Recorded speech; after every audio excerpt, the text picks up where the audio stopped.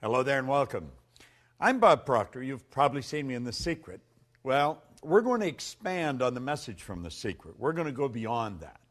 Do you know, in The Secret, we talked about the law of attraction. There's been 300 million people impacted with that message. But I want to take you a little further. There's 11 lost laws. These 11 laws that go along with the law of attraction, I think you're going to find rather interesting. And I want to share a few thoughts with you that lead up to this. And I want you to prepare for these lessons as they come out. Do you know, the author said that we should proceed to use our thinking faculty and take care that it does not use you. Well, I think that's true. Do you know, most people are controlled by what's going on outside. They're not using their mental faculties to really control their life.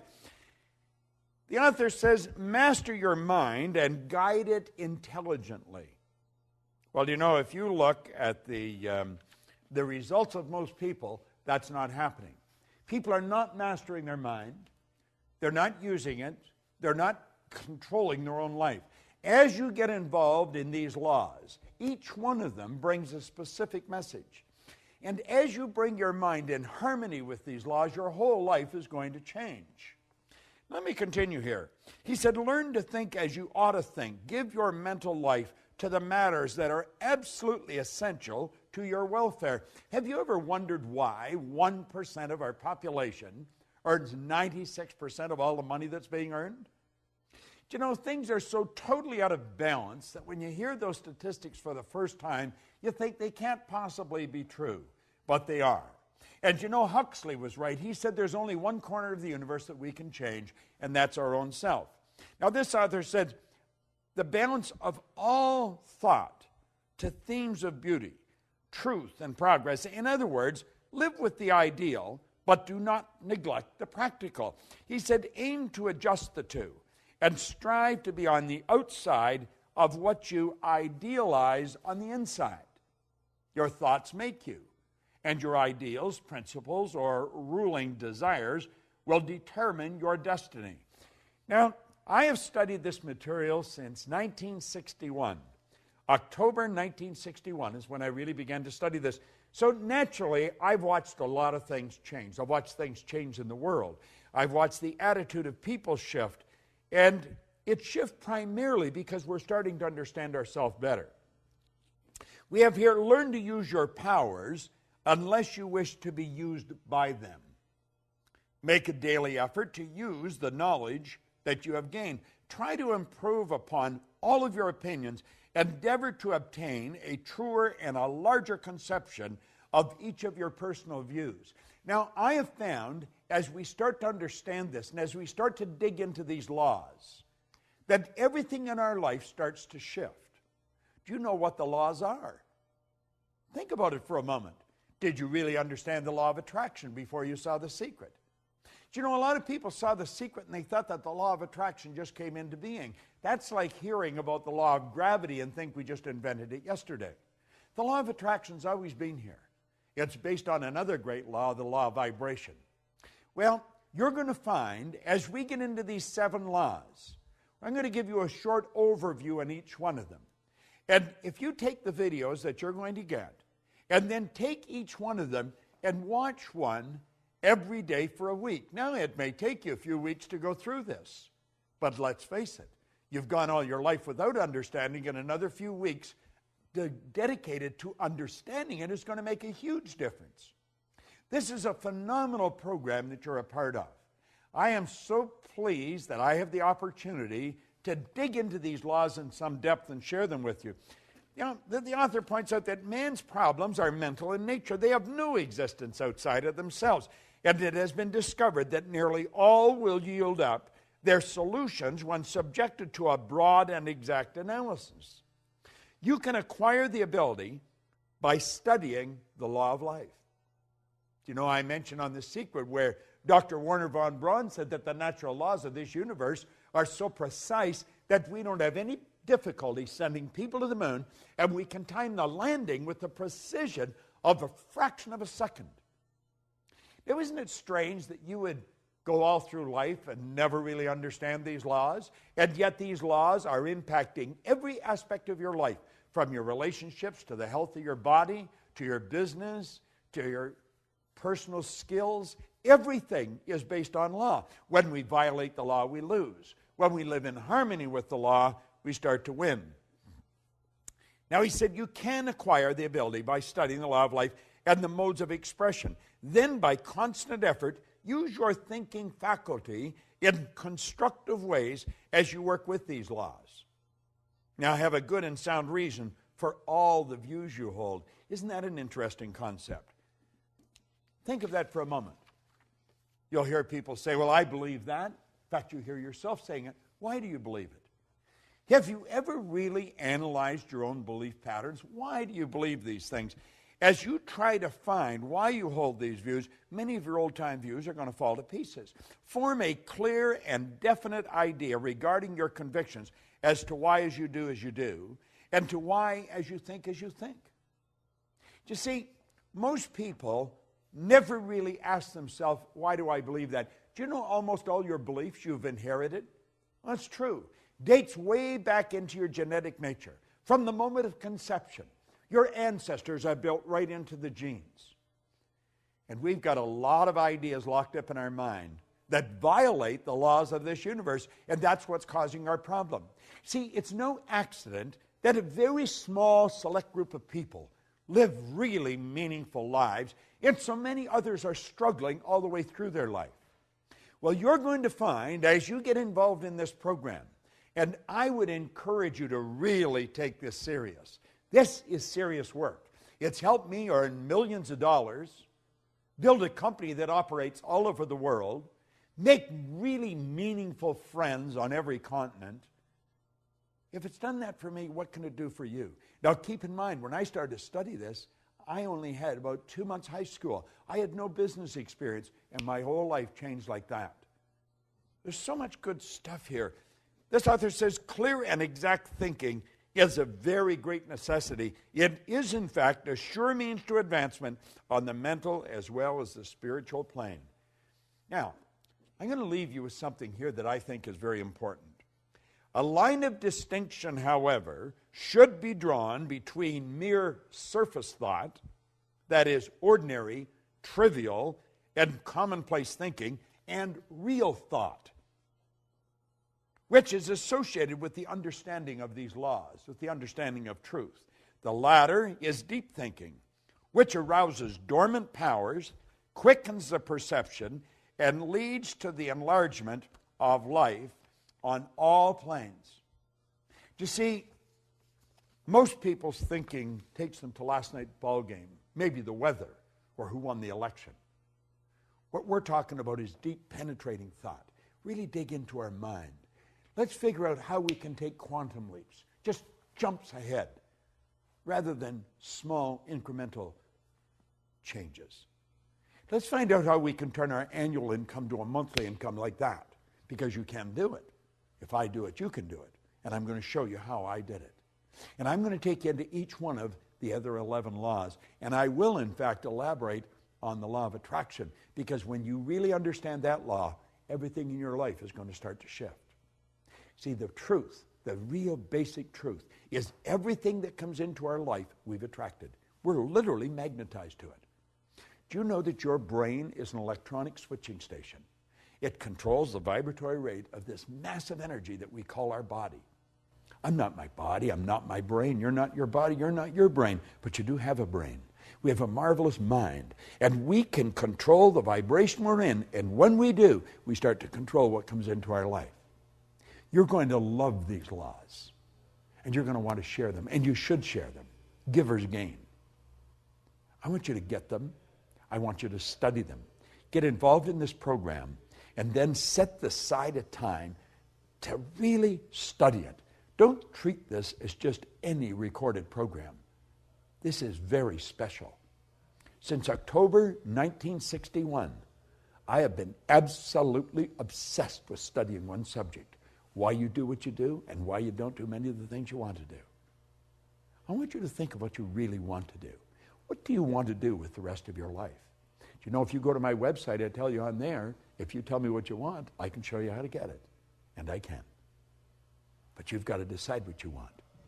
And then you want to get into these lessons. The 11 laws.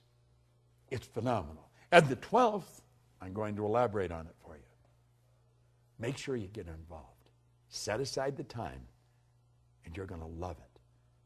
The videos that you're going to receive here will change your life. Along with the rest of the program, life will never be the same again.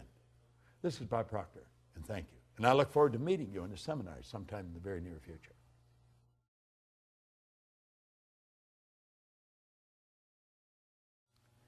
Mind is the master power that molds and makes. And man is mind. And evermore he takes the tool of thought and shaping what he wills brings forth 1,000 joys or 1,000 ills.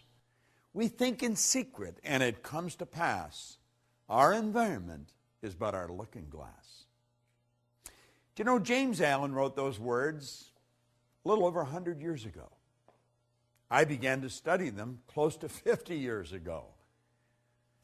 Every year they mean a little more to me.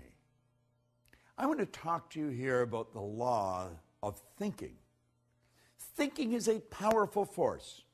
It's been said that it's the most powerful force we're capable of. Do you know Archibald MacLeish, a Pulitzer Prize-winning playwright, had a character stand up in a play one time called The Secret of Freedom. And the character says, the only thing about a man that is a man is his mind. Everything else you'll find in a pig or a horse. Do you know, it sounds like a funny line, but it's true. Everything else you will find in a pig or a horse. You see, the mind, it's the most powerful force in the world. And thinking is a very, very powerful form of energy. Thought waves are cosmic waves that penetrate all time and space. Now, as we go into the laws of thinking, I want to refer to a few points from Raymond Halliwell.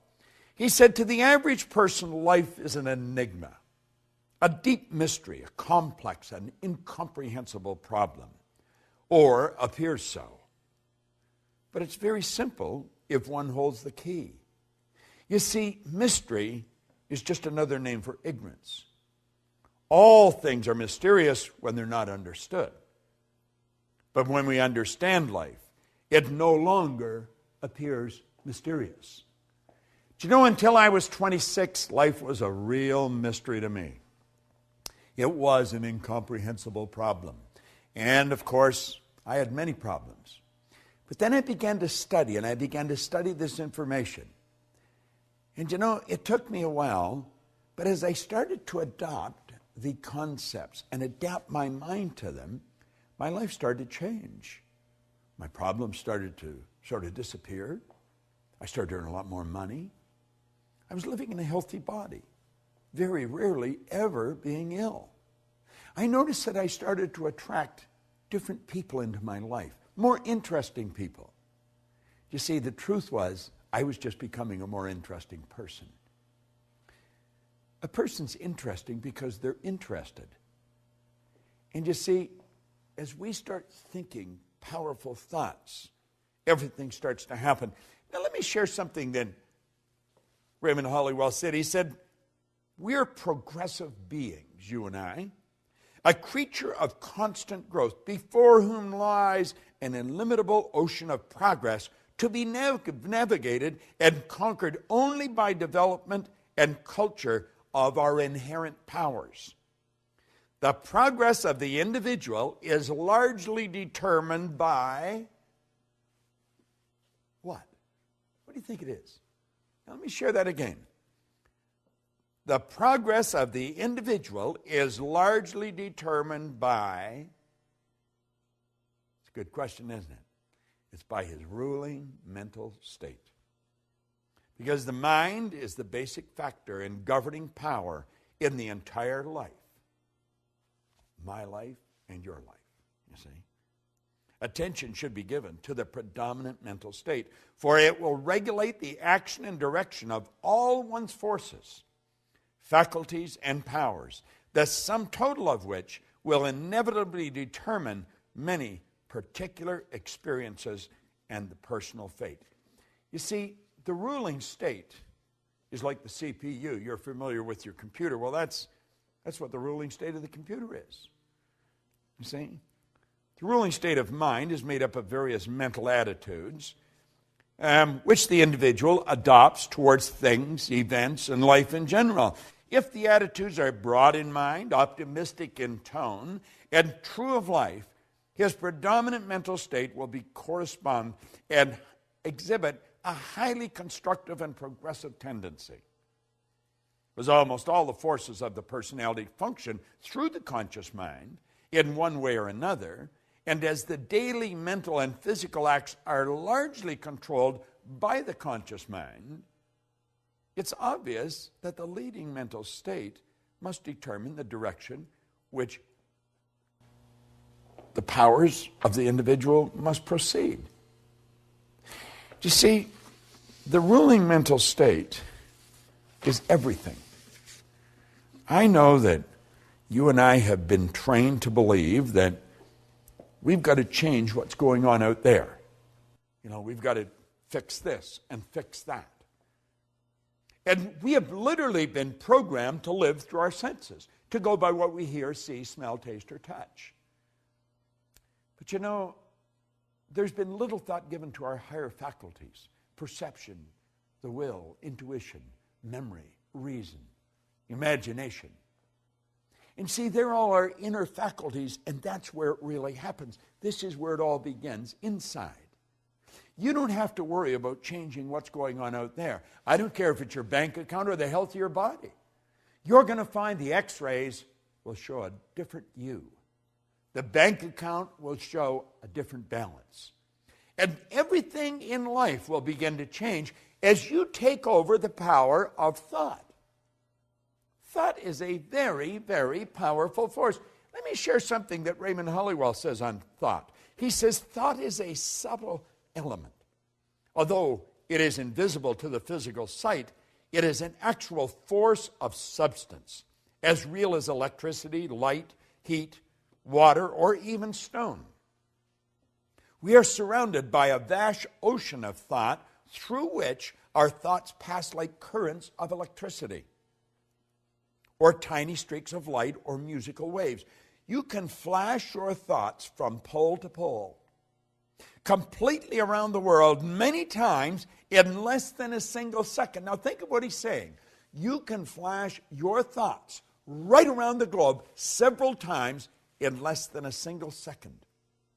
Scientists tell us that thought is compared with the speed of light. They tell us our thoughts travel at the rate of 186,000 miles per second. We have a hard time comprehending that. He goes on to point out that our thought travels 930,000 times faster than the sound of our voice. No other force or power in the universe yet known is as great or as quick. It is a proven fact scientifically that the mind is a battery force, the greatest of any known element. You see, the thinker is like the computer processor. You know, when it's finely tuned, it really works fast. You can think, and what you think ultimately produces the results in your life. See, there's laws to thought. I'm going to tell you something that I've learned beyond a shadow of a doubt. The thoughts that you think and turn over to your emotional mind instantly, by law, control the vibratory rate of your body. Your body is a mass of magnetic energy. It truly is.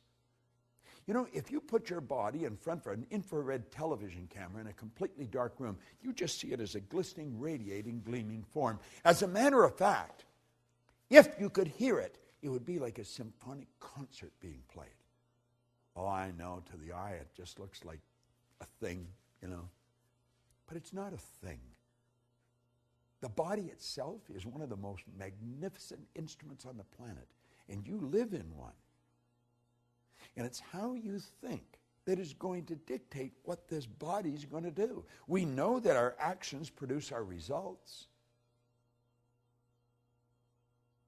If we want to change our results, we've got to change our actions. However, If you don't go to the thought, the actions are never, the actions may change temporarily. But believe me, the thoughts that you think repeatedly become fixed in your subconscious mind. And those thoughts are going to determine what happens in your life. Make no mistake about it. Now, play with this for a moment. We hear a lot about positive and negative attitudes or positive and negative thinking. Well, some think that we deal with two forces. That is, we attract the good and we must do away with the bad. You've heard that many times. We attract the good, we must do away with the bad. Well, that is not true. For example, if we are cold, we do not work with cold and heat alike in order to get warm. This is very simple processing that we're going through here, mental processing. We build a fire and we gather around the fire and we enjoy the heat that is extended from it and we become warm. As we build warmth, the cold disappears, for the cold is the absence of the heat. Just like dark is absence of the light. Let there be light. You see? To be warm, we give our whole thought to those things which tend to create warmth. We ignore the cold in thinking of heat and bring forth heat. Prosperity and poverty are not two things. They are merely two sides of one thing, the same thing. There is but one power. Rightly or wrongly used, we cannot think of plenty and then worry about the unfavorable conditions that may seem apparent. If you want to change the results in your life, and I'm just working on the premise that you do, or you wouldn't even be watching this film right now, give your thought to your mind. Give serious thought to this series of overviews that I'm doing on the laws that you're studying. You see, Huxley was right. He said the only corner of the universe that we can be certain of improving, it's our own self. That's all. You know, all those things we want to change outside are all a reflection of what's going on inside. Well, that may be a big idea for you right now, but as you study this for a week, a month, a year, and then come back and hear me say that, it's going to sound like a totally different statement. You choose your thoughts, and your thoughts create your life. You truly do become what you think about. There is a law of thinking. Make no mistake about it. This is Bob Proctor, and thank you.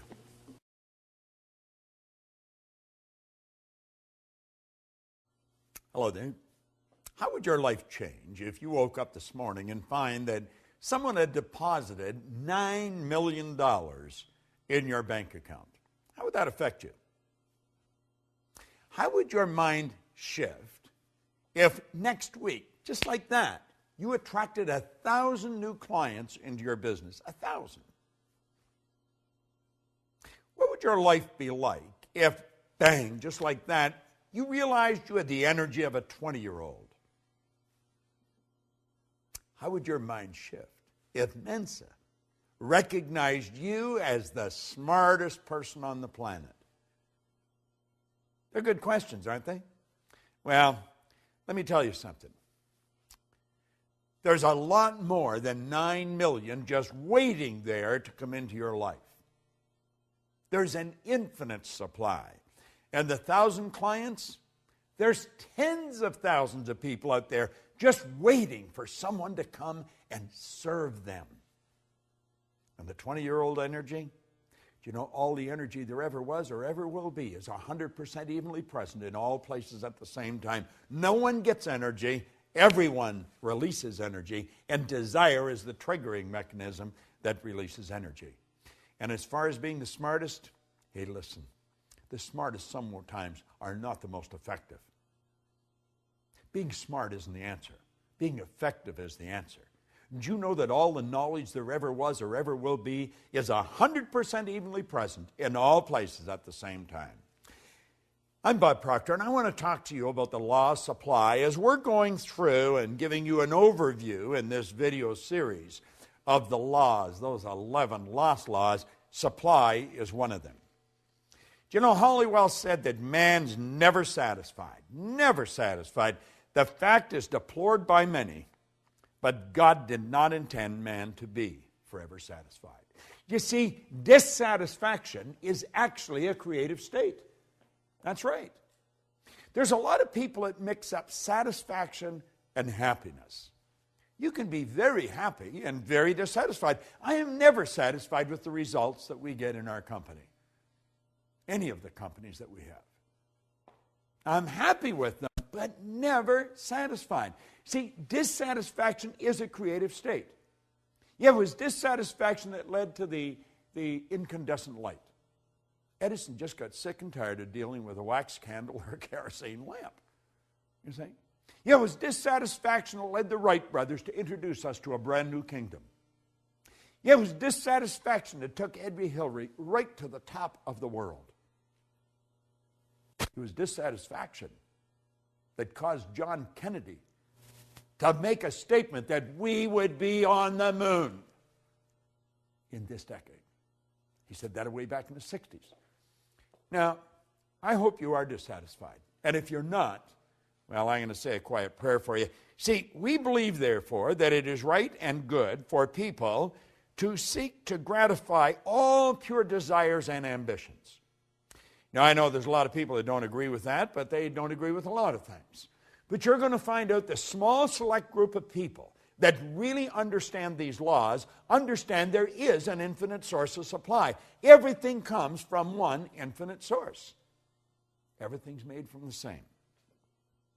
The difficulty with some is that they can more easily look to the creature as the source of their substance than to the Creator. They're just beyond the average person's grasp. We don't really believe that God is the source of our substance. Now, when we start to believe it, I think it starts to happen. Let me share something with you that I read a long time ago. Dr. Wernher von Braun was one of the greatest scientists that ever lived. He's considered by many as the father of the space program. Think about this for a moment. He said after studying the now, before I mention this, let me also mention that for a long time, science and religion were antagonistic. They just could not come together. But they since have come together. Now, von Braun said that after years of studying the spectacular mysteries of the cosmos, he was led into a firm belief in the existence of God. Now, I'm not trying to turn this into a religious dissertation. I am just mentioning my own personal belief after studying these laws for very close to 50 years. I see the law as the uniform and orderly method of the omnipotent God. A law is something that happens every time with every person everywhere. And everyone that has accomplished anything will be quick to tell you this. See, as we look back, everybody loves a dead genius. They really do. But you know, all of these great geniuses from history that we look at, they weren't considered geniuses when they were alive. The Wright brothers were considered real heretics. They really were. See, the people that made it happen, they were out of the box. They weren't ordinary thinkers, but they understood that there was this governing process called the law. You see, before we're able to believe in abundance of good, we've got to then see and enjoy that everything comes from one infinite source of supply. And when we really understand that, everything is going to change direction for us. Nothing can be made from something any more than something can be made from nothing. But where does water come from? Let's give it some thought. If we went outside on a nice clear day and stood there with a cup, just stood there, and we were patient, and we stayed there long enough, do you know that that cup would fill with water? Oh, yeah. You would see in the no thing, you would see a cloud formation. And the cloud would become very heavy and very dark, and before long, water would fall out of it. Now, if we stayed there with that cup, where would the water go to? You go right back to where it came from. See, as above, so below. As below, so above. I want you to think about that. Nothing is created or destroyed. Everything's in a constant evolution of change. We literally live in an ocean of motion. You and I have the godlike ability to create images in our mind. And as we create the images in our mind, we control the vibration that we're in, and that vibration sets up an attractive force. In the seminars that I conduct, I hold up a little acorn sometimes that comes from a giant oak tree. But the little acorn is nothing but a mass of energy in a high speed of vibration. It's just a little physical nut. Now, if I kept that acorn in my pocket, that acorn would disintegrate because it's governed by a very, very basic law, create or disintegrate. And it's not in an environment that's conducive to its unfoldment. But let's suppose I take and I plant that acorn in the earth. Do you know that there's particles of earth that are in harmonious vibration with that little mass of energy that we call an acorn? See, if you looked at the acorn through a microscope, it's not solid. It's just a little mass of energy that's dancing. Let me digress for a moment. Let's suppose I took 2 drops of water on a glass top table and I pushed them together until they touched. Then I'd have 1 drop, wouldn't I? I'd have a bigger drop. Let's suppose I put another drop and I pushed it together. Now, what do you think the odds are of me separating that one little drop, the one little puddle, I guess I could say, back into the same 3 little mass of molecules, the same 3 dots? You know it's not going to happen. You know, what God hath joined together gives it new meaning, doesn't it? Well, you see, there's particles of energy that's jammed right up against the acorn in the earth that don't vibrate in harmony with the acorn. But there's particles of energy that do vibrate in harmony with the acorn, and the acorn's like a magnetic force, and if you could see it with the naked eye, you would see little particles of energy marching just like obedient soldiers right towards the acorn. And as they touch the acorn like that, like the 2 drops of water, they become one with the acorn. And this process is continuous. It's continuous. And the only particles of energy that the acorn can attract are the particles that vibrate in harmony with it. They're on a frequency. And the acorn keeps attracting and keeps expanding. And the shoots come out of the bottom, and then it breaks through the earth, and it attracts from the atmosphere as well as from the earth. And before long, you'll see a giant oak tree. All by attraction. It's all energy moving. There's one source of supply, just one. Well, do you know that you are attracting to you right now from an infinite source? Now, if you're holding thoughts of lack and limitation, that's what you're going to attract. The universe, by law, can only give you what you put in the order for. What are you putting in the order for? We talked in a previous video about thinking. There's a law of thinking. Well, as you think, you attract. So think about it. What have you put in order for? What are you attracting? Everything comes from one infinite source. You might say, well, I don't really understand that. Then just take my word for it, because I do understand it. And if you study it for a while, you're going to start to understand it. Like Solomon said, in all you're getting, get understanding. Well, let's understand where everything does come from. There's no lack. There's no limitation. As long as you live through your sensory factors and just go by what you see, then there will be lack and limitation, because you're dealing with a very limited view. But when you start dealing with God's eye view, you see things from a much higher level. There's no lack and no limitation. And understand this, what you think you attract, and you attract from one infinite source of supply. Study this law of supply. It's a phenomenal law, and it works for every person, every time, everywhere. This is Bob Proctor, and thank you.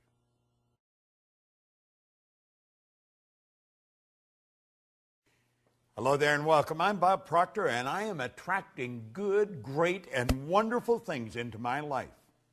Money comes to me in increasing quantities through multiple sources on a continuous basis through the law of attraction. And that's what I want to talk to you about, the law of attraction. See, the underlying law that regulates supply in the world of effects has 2 important phases. One is desire, and the other is expectation. I want you to imagine that you're fishing.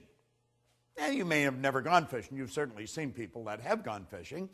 And you take and you get the line all fixed, and boom, you cast it out. And as soon as that plug hits the water, bang, a fish strikes. Now, you got the fish on the end of the line. But but you are never going to have that fish if you don't reel it in. Well, you see, when we desire something, we are instantly connected with the invisible side of whatever good we desire. It's expectation that reels it in. Now, most people don't understand this, and they attract what they don't want rather than what they do want. I remember years and years ago, I got a bumper sticker that said, "Expect a miracle." And I kept looking at that bumper sticker, and I kept looking at it and looking at it, and I got to the point where I was expecting something so good to happen in my life that I wouldn't be able to explain it. You see, I come to realize that a miracle is a word, Voltaire said, it's a word that we invented to express the known effects of unknown causes. It's something that's so good that's happened to us that we're at a loss to explain how it happened. I want to explain how I attracted something into my life that literally changed my life, changed my business, but it changed the lives of 200 or 300 million people as well. I got a phone call on my cell phone, and it was a very garbled message. I had difficulty understanding it, and I didn't delete it, but I just kept hitting the pound or the hash and leaving it there in the phone. And one day, my phone was full. So I thought, I should empty the thing. I think I was in an airport at the time, so I sat down and I took all the messages off one at a time and wrote them all out and then deleted them. And I phoned Gina Hayden, who's worked with me for the past quarter century, and I said, Gina, I think this woman's name is Glenda, and I think this is the phone number. It sounds like an Australian phone number. Would you phone now? There's something about a film. Would you phone and see if the number is even the right number? Now, I'd had it on my phone for a good month. And so at any rate, a couple of days later, or maybe even later that day, I forgot now, I'm talking to Gina, and she said, well, that was the right message.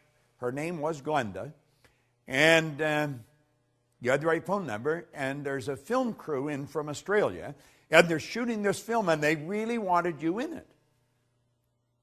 But they haven't been able to reach you, and they're shooting in Aspen all weekend, and they're going back to Australia first of the week. And Gina said, isn't that strange? Bob's doing a seminar this week in Aspen. Now, I hadn't been in Aspen for a couple of years. And I check into my hotel. I just went next door where they were shooting the film. And the film, of course, was The Secret. And you know, all of a sudden, all over the world now, people know Bob Proctor, and they know about the work that I do, that I love doing. I believe that I attracted Rhonda Byrne into my life. But I also believe Rhonda Byrne attracted me into her life. And you see, the secret I attracted. I expected something big to happen. And I'm going to tell you something. I expect something even bigger to happen. Now, the law of attraction is it's a law that many people now are very familiar with. And of course, I think that the secret has probably communicated that law better than anything that I have come across in all the years I've been in this business. They deserve, the people that put that all together, deserve a lot of credit. A lot of people think I made it. I didn't make the film. I just sat there for a couple hours and talked, sharing what I knew. And a lot of good things have happened. Now, the law of attraction is not a primary law. The law of vibration is the primary law. See, everything in the universe vibrates. We literally live in an ocean of motion. I want you to look at the walls that surround you. You think those walls are solid. They're not solid. Nothing is resting. Everything is moving. A body in a coffin is moving. Now, you may think that I'm sniffing something, but I'm really not. If you go into a funeral home and pick up the remains and look at it through a microscope, you will see particles of energy dancing right before your eyes. Now, if it wasn't moving, how would it ever change to dust? Well, you see, you and I have a brain. And our brain is an electronic switching station. And our thoughts activate brain cells and control the vibration we're in. And the vibration we're in controls what we attract into our life. Now, this law of attraction is a phenomenal law. And I think the law of attraction, as it's brought out in this series, it's very well done. And I would encourage you to study into it in some depth, because everything that comes into your life, you attract into your life. Now, you may be saying, does that mean that I have a cold, that I sat and thought I'm going to get a cold? No, it doesn't mean that at all. But you did attract the cold. You see, I don't think you sit and think I'm going to attract a cold. I think you put yourself in a very confused vibration. There's a law of gender. It decrees that all seeds have a gestation and incubation period. And after about 30, 45 days of going through that indecision, that confused state, you have a cold. That's what the cold is. It's just the expression of all the confusion. Anyway, we do attract everything into our life. Now, for many, many years, I had a terrible time with money, as most people do. And I was forever letting my outside world control my thinking. So my outside world was dictating what I was going to attract. Now, I didn't have any money. I had debt, and I'm thinking debt, I attract debt. If your goal is to get out of debt, you're going to stay in debt forever. Because whatever you think of, you attract. You'll say, but I was thinking of getting out of debt. I don't care if it's get out or get in. You've got to start seeing what you want. In a previous lesson, we pointed out that you don't work on cold if you're cold. You work on heat.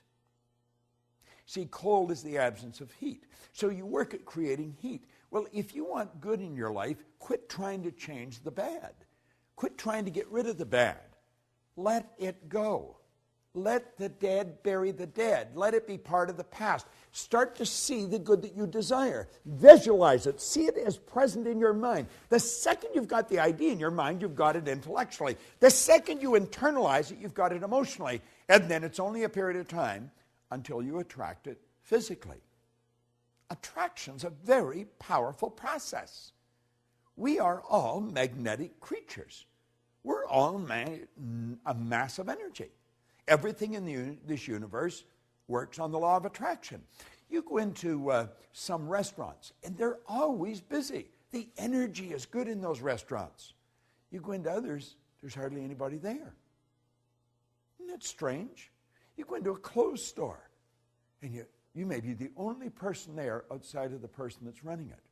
You go into others, and there's people coming and they're going all the time. It has to do with the energy of the place of business. And the place of business is nothing but an expression of the consciousness of the person that's running the business. When we start to understand this, when we start to understand that we literally attract everything into our life, and it's our thoughts that are controlling what we attract, our whole world's going to change. You see, nature does not deprive us of any good or desired thing. Now, Hollywell points this out so well. It does provide us with the mental equipment and the inner power to acquire and enjoy the essential good to ensure a happy and a worthwhile existence. And it all happens in a very simple method. It's so complicated because nobody studies it. See, I always feel if we can teach a little child that maybe is just learning to walk, how to talk, we can teach them language. We can teach them multiple language. A baby at birth is a linguistic genius. If we can teach the child language, surely we can teach them something so basic as these laws. You say, well, why haven't we? Because hardly anybody understood them. The parent's not going to teach something to the child that they don't even know. The parent's only going to give the child what they've got. You see, what you don't fix, your kids are going to inherit. You should put a big sign on the refrigerator, attraction. Put it on the outside of your bank account. Hang it in your mirror where you put your makeup or shave in the morning. Put the word attraction everywhere. And start to realize whatever you want, you'll begin to attract. That is an absolute law. This isn't just my idea. It is an idea that I've fallen in love with. And I want to recommend you fall in love with it. Study these laws every day. Now keep in mind, this video series is just an overview of these laws. Get into it in depth. Get the script. Study the script. You'd be so glad you did. This is Bob Proctor. Thank you.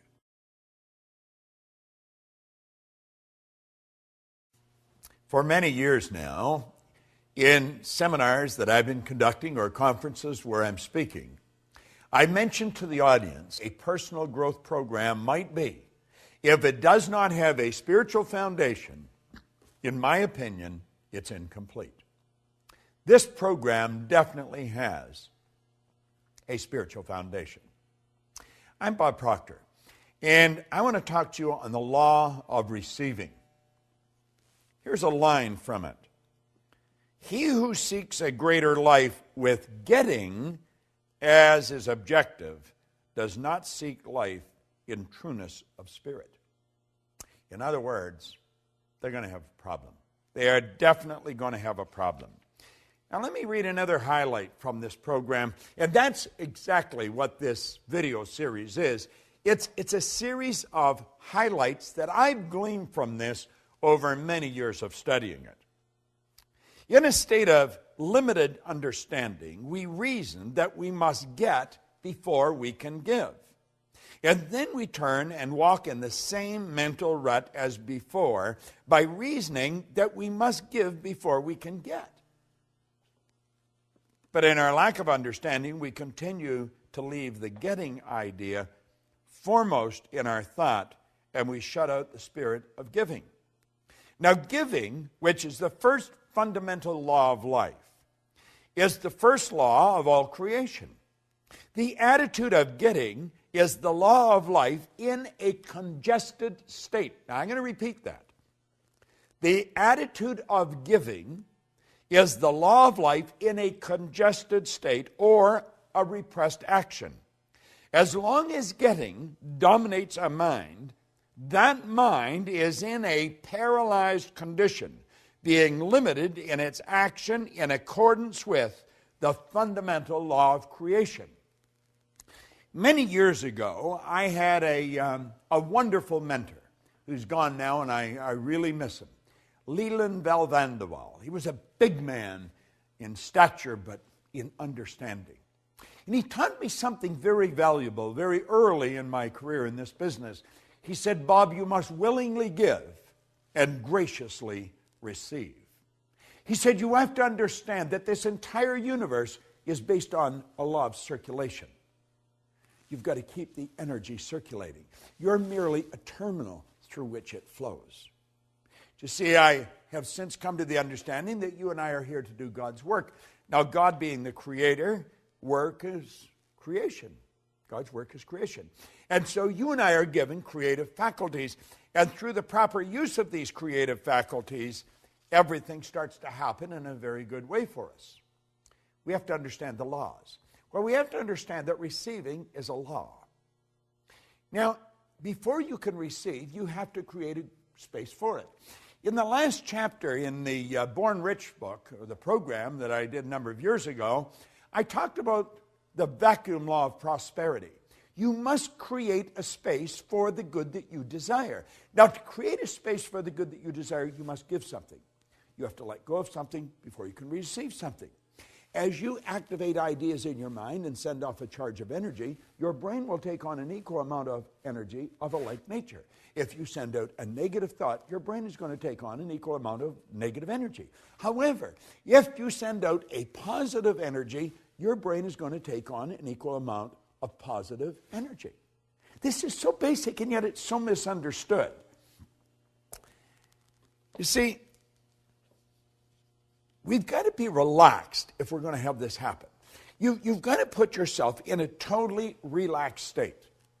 And you have to operate with understanding. Now, I'm not suggesting this is going to happen just because you're watching this video. But it will happen if you continue to watch it over and over and over again. Something's going to click inside. I have found through repetition, our perception of life changes and changes dramatically. See, perception is one of our intellectual factors. It enables us to see life in many different ways. As we increase our awareness, our perception of life changes. Well, we've got to realize that everything we're seeking is seeking us. We've got to be open to the good that we're looking for in life. We've got to understand that the only way to receive good is to give good. We've got to put it out and we take it on. If I cause someone I come in contact with to feel good about themselves, I am going to feel good because I put that good through me to get to them. So you see, I receive simultaneous with giving.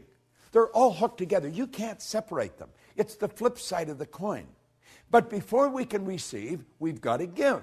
Now, it's like we say, how can I give if I haven't got it? But you have got it.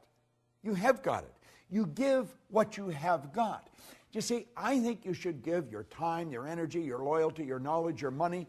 Keep giving it, and you're going to keep getting more. When we open ourselves up to receive, we're going to find that we are in a relaxed state. Let me read you something that Hollywell pointed out. When we relax from strain, the law has a chance to reply to our desires. And things begin to change for us. Have you not seen this work in trivial things such as books or clothing or invitations or a desire to see a certain friend? Possibly at some time you sent out a thought or a desire and then forgot about it. Just totally forgot about it. The next thing you knew, you had the book presented to you. You received an invitation. You were walking down the street and bumped into the friend that you desired to meet. It happens all the time. But you see, if we're focused on it and we're straining and we're really, trying everything we've got, we're uptight. It doesn't happen. My wife and business partner, Jerry Robert, and I were sitting in a restaurant the other night. And it was rather interesting. We had just sat down. And this woman came over, and she was bubbling over. She said, I can't believe it's you. I just can't believe. I said to my partner, did you see who just walked in here? And she said, I just can't believe it's you. And then she pulled the secret out of her purse. And then, in a very excited fashion, she waved to her partner to come up. He was the chairman and CEO of a company. She was the president and chief operating officer of the company. The company is World Moon Resorts. Their brand is the moon. How would you like to have that for a brand? Everybody on earth can look up and see their brand. Doesn't matter where they are. Well, she started to tell us a story, how they were working on this project. They've been working on it for about 10 years. That they've been working on this project, and they had spent millions of dollars and all of their time, and they were almost ready to give up. And I guess when they're almost ready to give up, they just sort of relaxed. And someone gave them the secret, and the secret fired them up again. Now, we were listening to them. We weren't quite sure what they were talking about, moon resorts, and they were going to build this place in Abu Dhabi, over in the UAE, and it was going to be the largest project in the world. 60,000 condos. And we're looking at them and listening. We're thinking, wow, this is really getting pretty interesting. Then they gave me their 2 business cards. And they said, here's your ticket to the moon. Now, he ran out to the car and come back in and gave us a DVD. I got home and I watched the DVD. Well, it almost blew my mind. It was absolutely incredible. I want you to go to their website and take a look at it. It's just www.worldmoonresorts, worldmoonresorts.com. It's phenomenal. And these 2 people were so excited by what they received. But they had been giving. They'd been putting out for years. And somebody walked up and handed this to them. And I thought, well, if they're that excited over the secret, I'm going to excite them some more. So when I got home, I sent them a Science of Getting Rich program, big box in a briefcase, and they got it the next day. Tonight, Jerry and my business partner, my wife and I, and Sandy, another business partner of mine, we're going to have dinner with them. They're leaving for Abu Dhabi tomorrow. But they're fascinating people. They're operating with a huge idea. These people are really into understanding this. And they're putting out and they're receiving. But you've got to understand, it's the thought that you give it with that makes the difference. Do you know, there's an interesting story that Billy Graham tells about one time. This is when they were struggling. This is when Billy Graham was really just starting out. And $100 probably would have rented a real nice place for a month and bought the food that you needed. But at any rate, the collection plate come around, and he put a $100 bill in. And later on, he says to his wife, my goodness, I thought I put $20 in. I put 100. And she looked at him, she said, isn't that too bad? You're only going to get the good back for putting 20 out. And I thought, what a great story. And that's exactly the way it is. You'll say, but he gave 100, wouldn't you? No. The thought that he gave it with, he was giving 20. You see, it's thinking that controls everything. It's the thought we give it with. In the Science of Getting Rich, we talk about leaving everyone with the impression of increase. Why? Because by giving out good, we're going to receive. See, the giving and the receiving are all tied together. They're not separate. You've got to be open to receive, but you'll be open to receive when you really understand the concept of giving. This is an orderly universe, and energy is forever moving. You have to understand that your life is full right now. Now, it may not be full of what you want, but your life is full. Your calendar is full. All your time is spoken for. You'll say, well, it's really not. I've got a lot of wasted time. That's how you're using it then. We must replace the waste with productivity. Yet, and for everything in your life you don't want, it's part of what your life's full of. What you've got in your life is a reflection of what you've been giving. And if you want greater good, you've got to give greater good. The more good we put out, the more we're going to take on. We don't have to worry about what we're going to receive. Let's understand the receiving is governed by law. And the basic law behind it is in giving. And as you give, you receive. You see, if you're sitting in a chair right now, you couldn't put anything where that chair is until you get rid of the chair. This is why the vacuum law of prosperity is such a beautiful concept. Nature truly abhors a vacuum. You give, and you give in abundance, pressed down and running over. And I guarantee you, you'll never have to worry about what you're going to receive. But like my old mentor said, we've got to willingly give and graciously receive. And you see, willingly giving, that's the expression of a lot of faith. But it isn't blind faith. It's faith based on understanding of these laws. So as you dig into this law of receiving, start to thinking of who you can give to, what you can give, where you can give, and then give everywhere you go. Give the very best you've got. And you know something? You'll receive the very best the universe has. It's sitting there waiting for you. This is Bob Proctor, and thank you.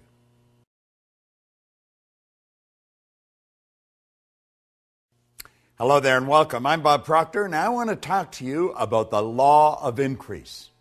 You see, I'm betting that you would like everything in your life to increase. I bet you want more love. I bet you want better health, more energy, more money, more business. And that's very natural. You should want it. But you've got to understand you can have it. That's the beautiful truth. There is an infinite source of supply. I love the way Thomas Troward put it. When you're dealing with infinite, you can never take more than your share. You see, if we had a pie, and we'd cut the pie maybe in 6 pieces, we can all relate back to this when we were kids. If you wanted a bigger piece of pie, someone had to get a smaller piece of pie. But we're not dealing with a pie. We're dealing with creation. And we can make a bigger pie, and then everyone can have a bigger piece.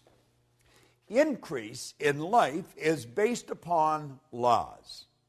Do you know there's a marvelous series of programs that you probably have and you probably love, The Science of Getting Rich. In fact, it was The Science of Getting Rich that The Secret was based on. It was The Science of Getting Rich that Rhonda Byrne read. Her daughter gave it to her, and everything started to happen in her head. Well, Lloyd Conant gave me The Science of Getting Rich in 1968. It wasn't long after that, and I come across Raymond Holliowell's work on the law. I was looking for a book or a program that explained the law in practical, everyday person's thinking way of life. And I was having difficulty finding it. I had books on the law, but most of them were so heavy, the average person would have just died trying to understand them. And I got picked up at O'Hare Airport in Chicago one day by a lady that was taking me to the hotel to do a seminar. And she had a bench seat in the front of her car. And beside her was a big brown paper shopping bag. And when I get in the car, she says, "You want to look in that bag? I found a new bookstore." And I put my hand in and I pulled out this green book, Working with the Law, by Raymond Hollywell. And I looked at her and I said, "You've got one less book. I'm taking this book with me. I have attracted this book. I have been looking for this book for a long time." Now, in that book, Hollywell talks about all this information that we're sharing with you. Mary Morrissey and I have studied the same material for a long time, and we've created this program that you're involved in right now. And you see, this series of videotapes is really just an overview of these laws, and the law of increase is one that you really want to understand. If you're going to increase anything in your life, you have to praise it. Now, you may say, well, how do you do that? Well, in The Science of Getting Rich, the 7th chapter is on gratitude. And the more grateful you are, the more you're going to receive. But you've really got to be grateful. Now, praising and gratitude are very much along the same line. See, we want to praise our source of supply. We want to praise Spirit. We want to praise abundance. And it's going to come into our life. Now, let me share something right out of the book. Listen very carefully to this. Have you ever had someone condemn or criticize your efforts when you were given the best you thought you had and really tried to please them? I'm sure you have. I know I have, and I'm sure you have. Didn't you feel like folding up and just quitting? Just say, it's over. Perhaps even felt like quitting the job and letting someone else worry about it. Well, least of all, such an experience suppressed your interest, your zeal, you see. And you did not desire to do better. Now, Hollywell is mentioning this. That's how one reacts when the law is reversed. Whereas when someone praises you for efforts, you feel like expanding and doing better, trying harder to be more perfect.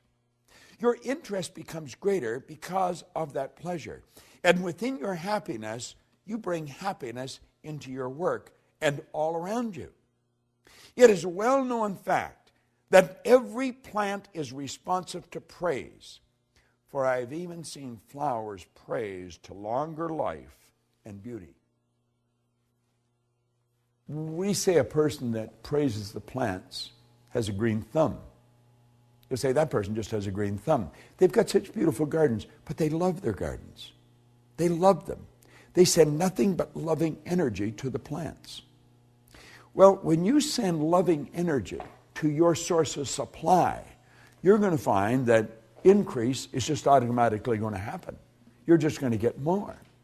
Do you know, I have read time and time again, and I experienced this myself, so I know it to be true, that people that are very successful in something have a very difficult time differentiating between work and pleasure.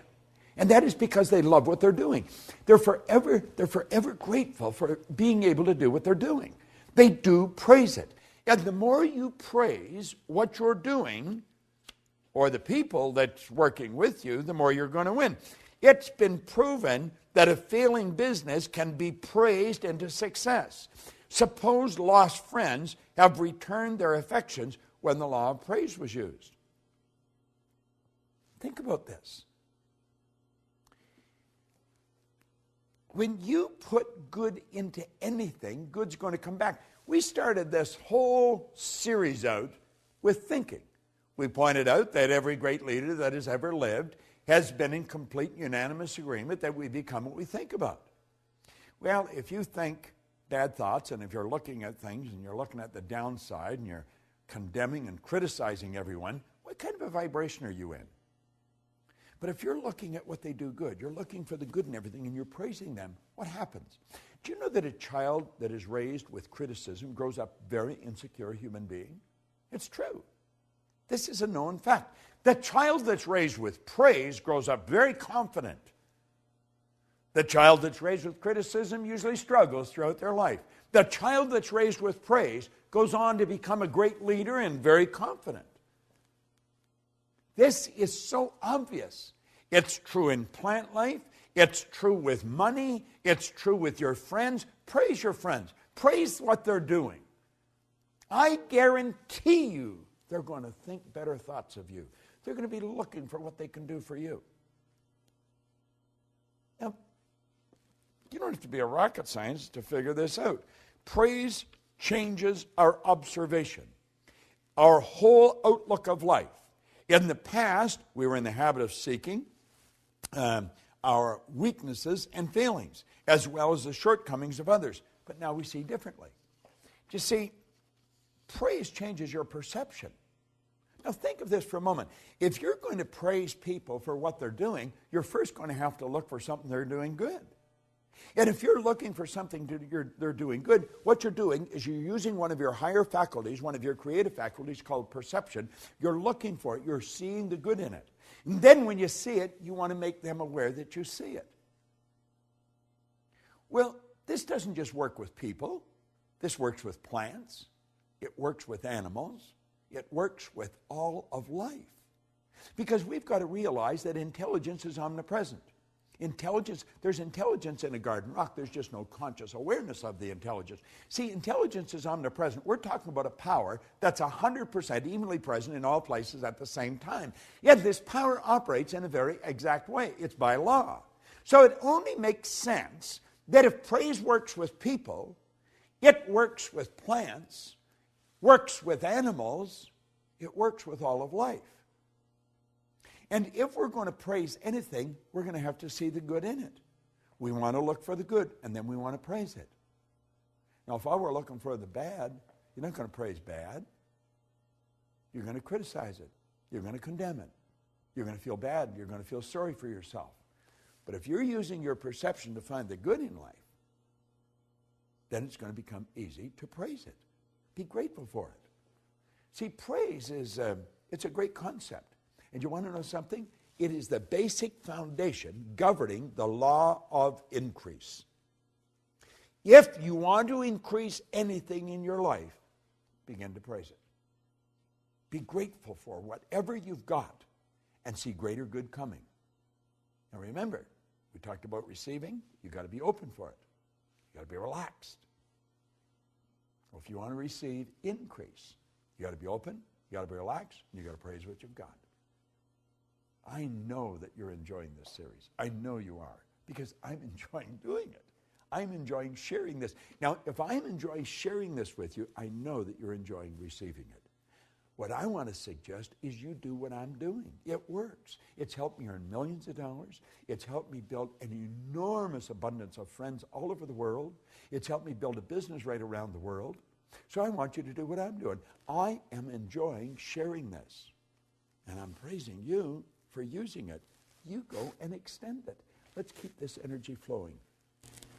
To me, to you, through you. Who are you going to give it to? You know it works. You want to increase? Praise what you've got and share it. Willingly give it and graciously receive it. The law of increase is based on a fundamental principle, praise. This is Bob Proctor, and thank you.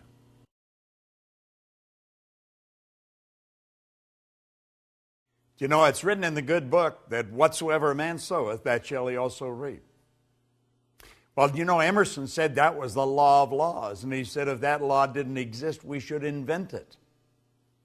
I'm Bob Proctor, and I want to talk to you about the law of compensation.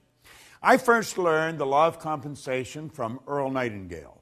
Earl Nightingale explained it probably better than anywhere I've ever read it. Now, I've read Emerson's essay on compensation, and we, of course, have the law of compensation here in this Working with the Law series. But the law of compensation is a law that we must understand. And we must understand it if we're going to apply it. And when we do apply it, we're going to find that the universe is very friendly towards us. The law of compensation is based on 3 steps. The amount of money or good you receive is going to be in direct ratio to the need for what you do, your ability to do it, and the difficulty there is in replacing you. I want you to think about that for a moment. The amount of money or the good you receive in life is going to be based on just 3 points. The need for what you do, your ability to do it, and the difficulty there will be in replacing you. You see, I quickly learned that there is a phenomenal need for what we do in our business. People are confused. People do not understand the laws.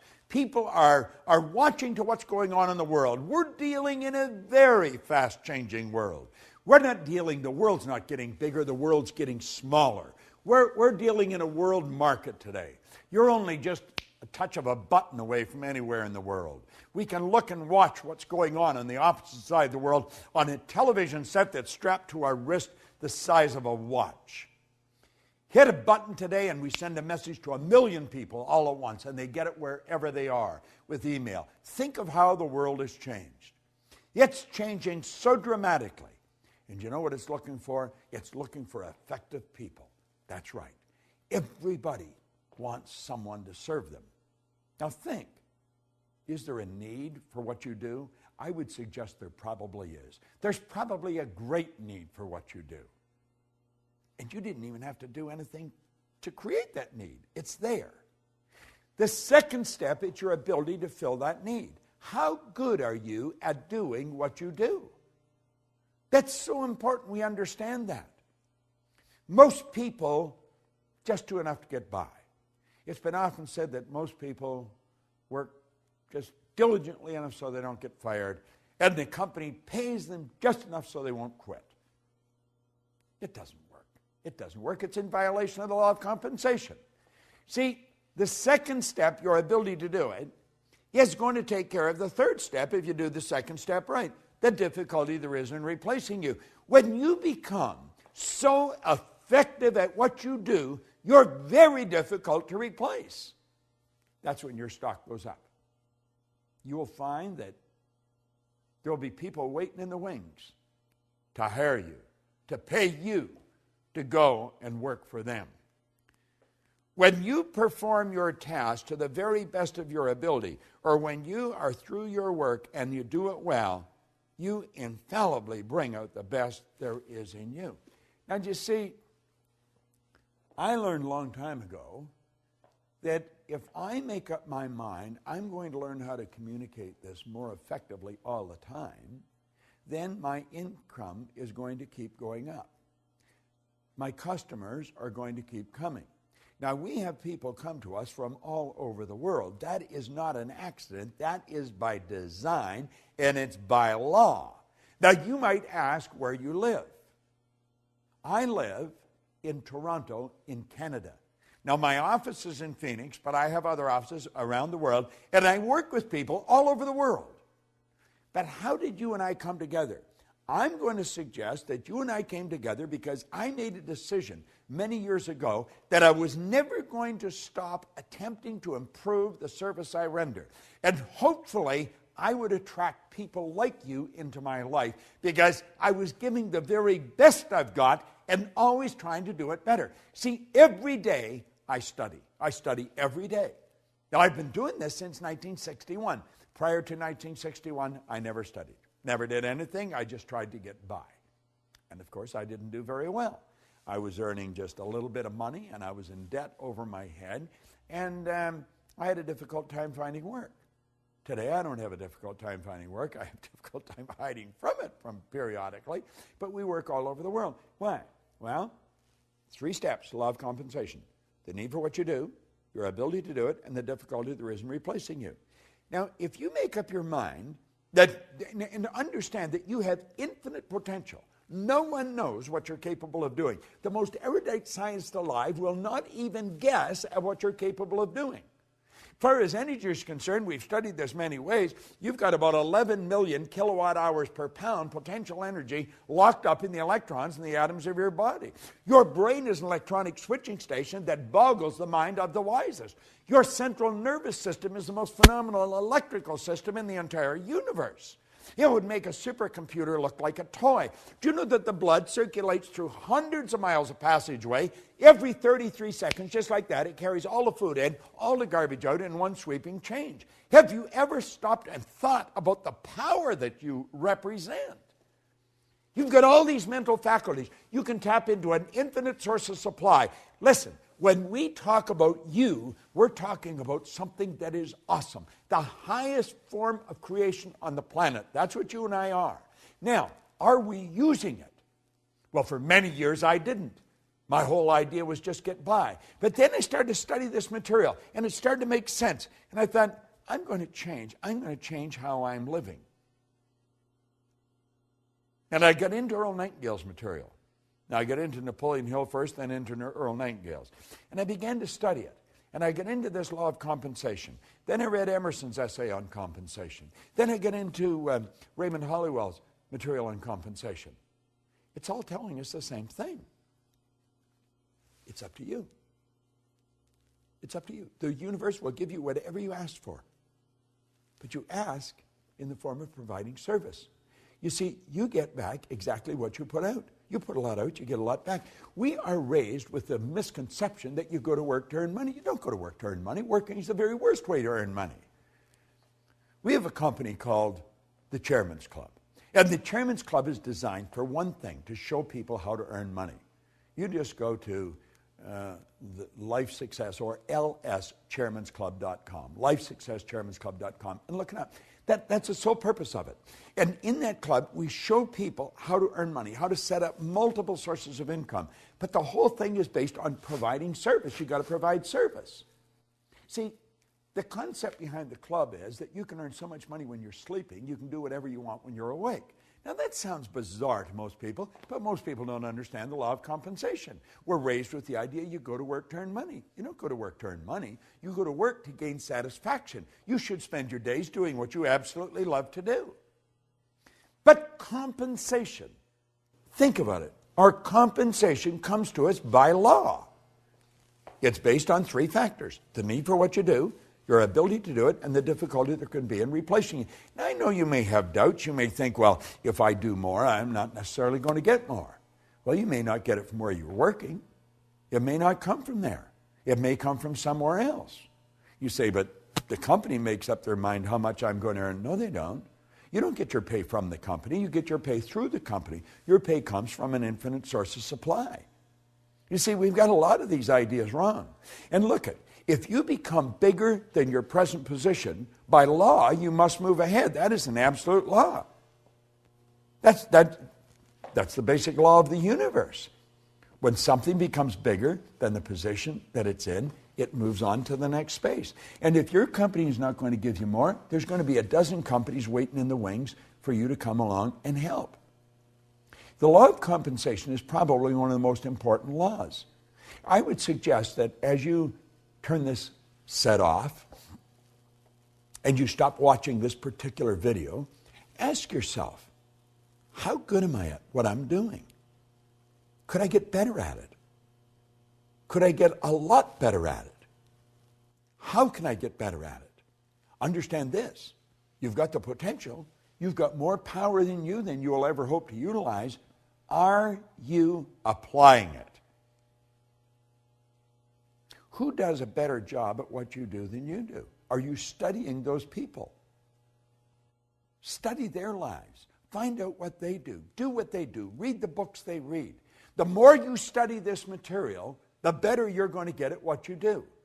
But always remember, the law of compensation is based on 3 points: the need for what you do, your ability to do it, and the difficulty there is in replacing you. And as you go through all the material in these laws, and you study the law of compensation, get the material, get the physical material and study it. It's all there. You're going to find that all the way through all this material, those 3 steps keep coming up. The law of compensation is based on what you do. Put the energy out there. Put the effort out. Get better at what you're doing. Say, I am going to get better every day at what I'm doing.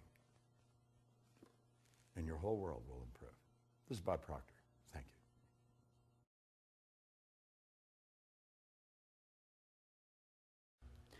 Do you know, the law of non-resistance is a law that 9 out of 10 people violate. And because they do, they cause themselves a lot of problems. It's a pretty well-balanced individual that understands how to live in harmony and not let this get to them.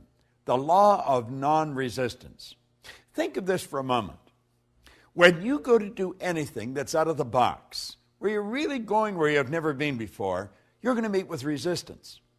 As a matter of fact, if you don't meet with resistance, you're probably going in the wrong direction. You're not going ahead. You're either going sideways or backwards. Resistance is a signal that you're moving into a new area. However, whatever you resist persists. And what we're suggesting here is that you do not resist the resistance. Now that sounds like a bit of a mouthful, but understand this. You and I are programmed to resist resistance. That's part of our animalistic nature, fight or flight. What we want to do is master this. And instead of fight or flight or react, let's respond. Do you know there's a beautiful concept? It's the law of psychological reciprocity that rests on this law. That law states, whenever you put good out, you'll get good back, but very rarely right away. When you put bad out, bang, you get it right back. Well, let's think about that for a moment. We'll use the martial arts as a metaphor here. Karate is a very hard form of martial arts. You whack me, I whack you. You kick me, I kick you. And we beat the daylights out of each other. That's resisting resistance. Karate is not the way we want to approach this. When somebody yells at us, let them yell. Let them vent all the negativity, but not hit back. Then you take judo. Judo is where you take the strength of the other person's shot and put them down. You don't win much doing that. It's reported that Sir Winston Churchill was a master at psychological judo. One time, Bessie Braddock, who had been a member of Parliament for Liverpool, said, Sir Winston, you're drunk and disgusting. He said, yes, madam, I am. And he said, you're ignorant. You're ugly. But he said, tomorrow morning, I'm going to be sober. You say, what did he do? He win the battle and lose the war. Lady Astaire one time said to him, Sir Winston, if I was your wife, I'd put arsenic in your coffee. He said, madam, if I was your husband, I would drink it. Resisted. He loses. George Bernard Shaw apparently had sent Sir Winston an invitation to Pygmalion when it came out in London. That we probably know better as My Fair Lady today. And on the invitation, he put a written note, bring a friend if you have one. Sir Winston sent him a note back and saying that he was sorry he was tied up opening night, but he said if the play's still running the second night, I'd be glad to come and see it. Now, you see, psychological judo, you put the person down with the strength of their shot. You win the battle, but you lose the war. Now, there's another way to do it, the non-resistant way. It's called aikido. That's where you take a shot at me, I duck and let it keep on going. I take it and I duck and keep. You kick, I duck and keep on, let it keep on going. I do not let you touch me. I don't fight back. I stay fresh. And when you've vented all your negative energy, I'm as fresh as a daisy and I can lead you to where you want to go. That's non-resistance. See, there's a law of non-resistance. Whatever you resist persists. So the next time you meet with resistance, rather than fight back, just let it go. It's not that important. And if you can get this law down pat, I guarantee you're going to have a good trip all the way to the top. Because you see, it's whenever we get out of the box, when we're moving ahead. I'm working on a new project. In fact, I've been working on it for a year. I have met with enormous amount of resistance. I just let it go. I just let it go. And I know when there's a lot of resistance on a program that I'm involved in, I'm on the right track. You see, if you're just going sideways, there isn't any resistance. You're doing something you already know. The law of non-resistance, of these 11 laws that you're getting, this is one of the most important. Burn it into your mind. And remember, don't react, respond. I remember to close off with, I was doing a seminar with a bunch of teenagers in Hawaii one time. And I asked the kids, I said, what's the difference between reacting and responding? This one little 15-year-old girl looked off into space and she put her hand up. And she says, reacting is a habit. To respond, you have to think. It was the best answer I'd ever got. 15 years old. To react is a habit. To respond, you have to think. Now think of this. When you react, whatever it is that's causing you to react wins. You lose. When you respond, you win. The law of non-resistance. It's a great law to understand. Use it, and you'll win. This is Bob Proctor, and thank you.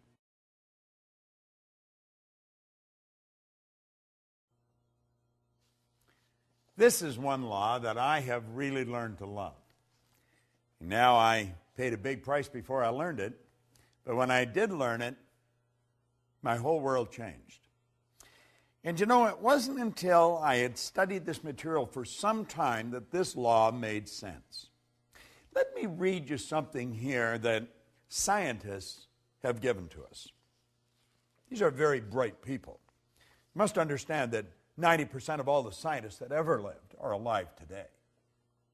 Scientists accept the truth that the body of a human is moved by the mind, that all its functioning is governed by a ruling thought, whether that thought is subjective or objective, whether it's conscious or unconscious. Those who study the mental processes find that all the conditions of the body are created and caused by the mind. It is known that creation in and every form is governed by and subject to a law. Hence, when one misuses, inverts, or violates a law, this mistake is called a sin. This is interesting. A sin is a mistake, a misunderstanding, and a misjudgment. A mistake is falling short of or disobeying the law, whether that law be mechanical or spiritual. Correction is the only method of adjustment or of appeasing the law. Thus, repentance and forgiveness are the only means available to alter and correct that mistake. I'm Bob Proctor, and I want to talk to you about the law of forgiveness. Now, for a long time, I never understood this.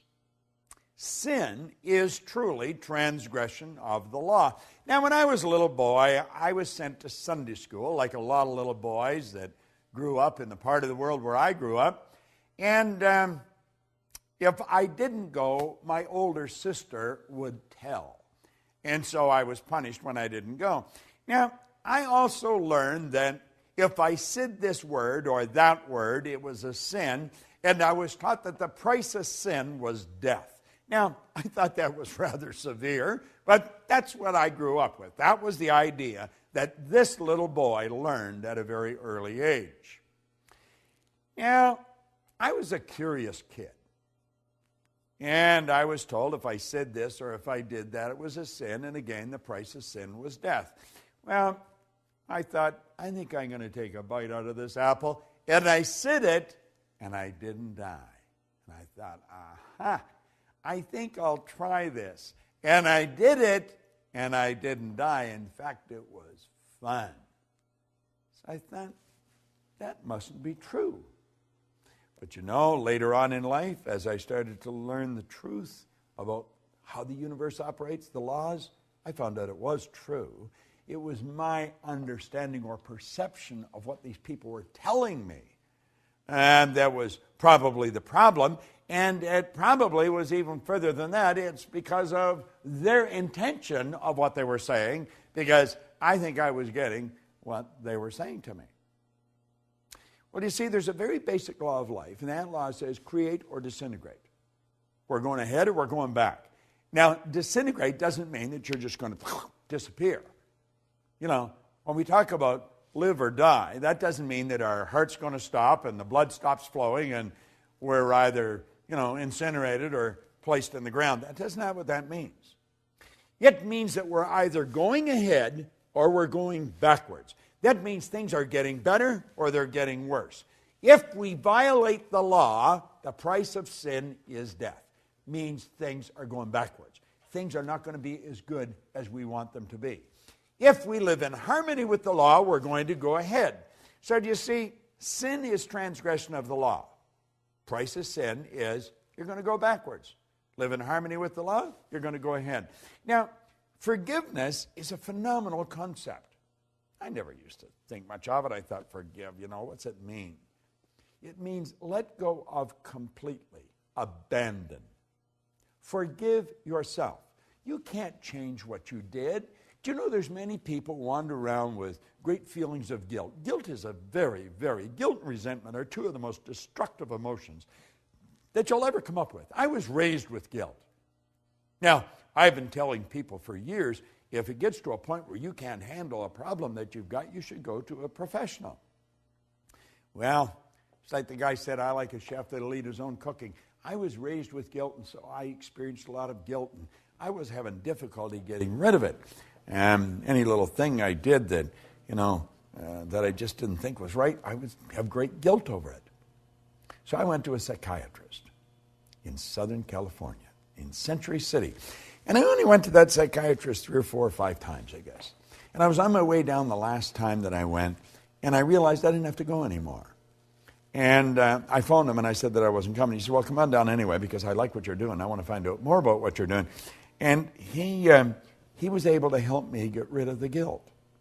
It was all a simple concept of forgiveness.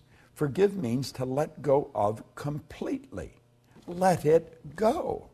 Forgiving is a very healthy concept. We've got to learn to forgive ourselves. We've got to forgive others. We have to realize that what we did yesterday, we cannot change. If you did something deliberately wrong, let it go. Forgive yourself. If you did it and you didn't do it deliberately, forgive anyway. Let it go. If someone else has done something to you, don't hold any resentment. Let it go. Now, that doesn't mean that you want to go and give them an opportunity to do it all over again. You may move away from that. But you cannot hold bad thoughts in your mind and move in a good direction. Listen to something else that Hollywell brought it out here. He said, a noted physician talking before a group of other medical people on this very subject of thought being the source of disease was recorded as having said in his concluding remarks, abnormal tumors and cancers are due to a long period of suppressed grief and anxiety. Another way of saying that such diseases are due to a lot of sinful thoughts getting bottled up and suppressed within our minds. If this state is so destroying, it might be wise for us to probe into our own selves and note the effect our emotions have upon the physical organism.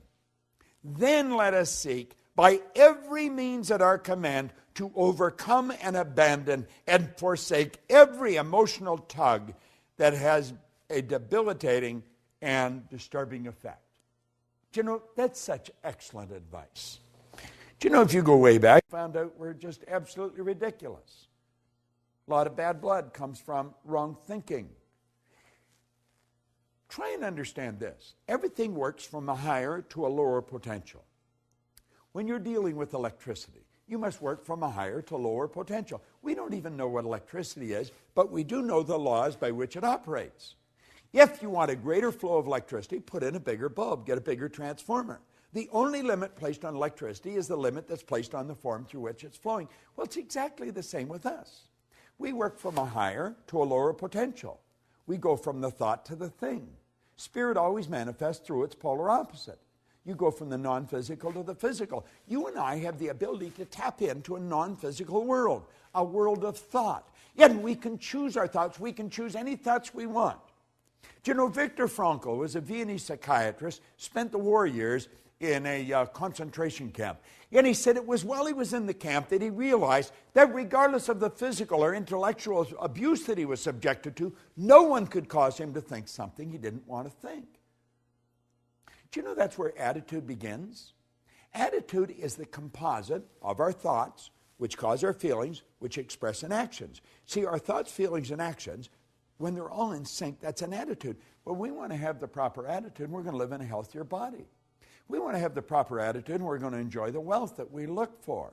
We want to enjoy the proper attitude, and we're going to have the friends that we want.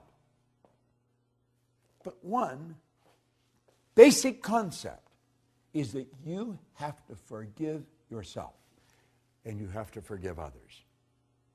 You see, guilt and resentment are without question two of the most destructive emotions that anybody can experience. Of all the laws that you're going to study, this could be one of the most liberating of all of them. Forgiveness. Letting go of. Abandon. Just let it go. And when it comes back into your mind, let it go again. Form the habit of not holding on to anything that's causing you to feel bad. Start to love yourself.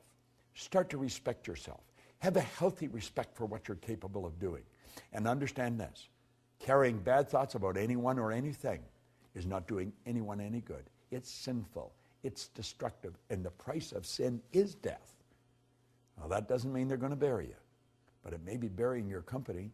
It may be burying your income. It may be burying your friends because they won't want to see you. Forgiveness, it's going to cause everything to grow. It's going to cause you to be healthier. It's going to cause your income to grow, your friends to grow, your business to grow. Forgive. It's a beautiful law. Forgive means to let go of completely, abandon. Replace the thought with one of beauty, with one of plenty, with one of abundance. You'll be glad you did. I did it. I'm a happy, healthy, wealthy guy. And you know something? Lots of energy. It just flows freely to and through me. I forgave me and everyone else that occupied a bad place in my mind. You do the same. The law of forgiveness could be one of the greatest laws you study. This is Bob Proctor. Thank you.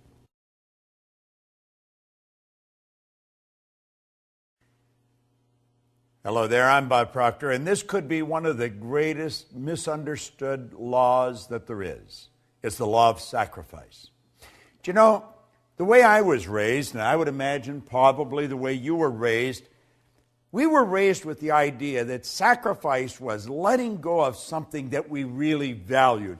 And it was sort of losing something that we valued. And there was some people that made great sacrifices, and they were considered very special.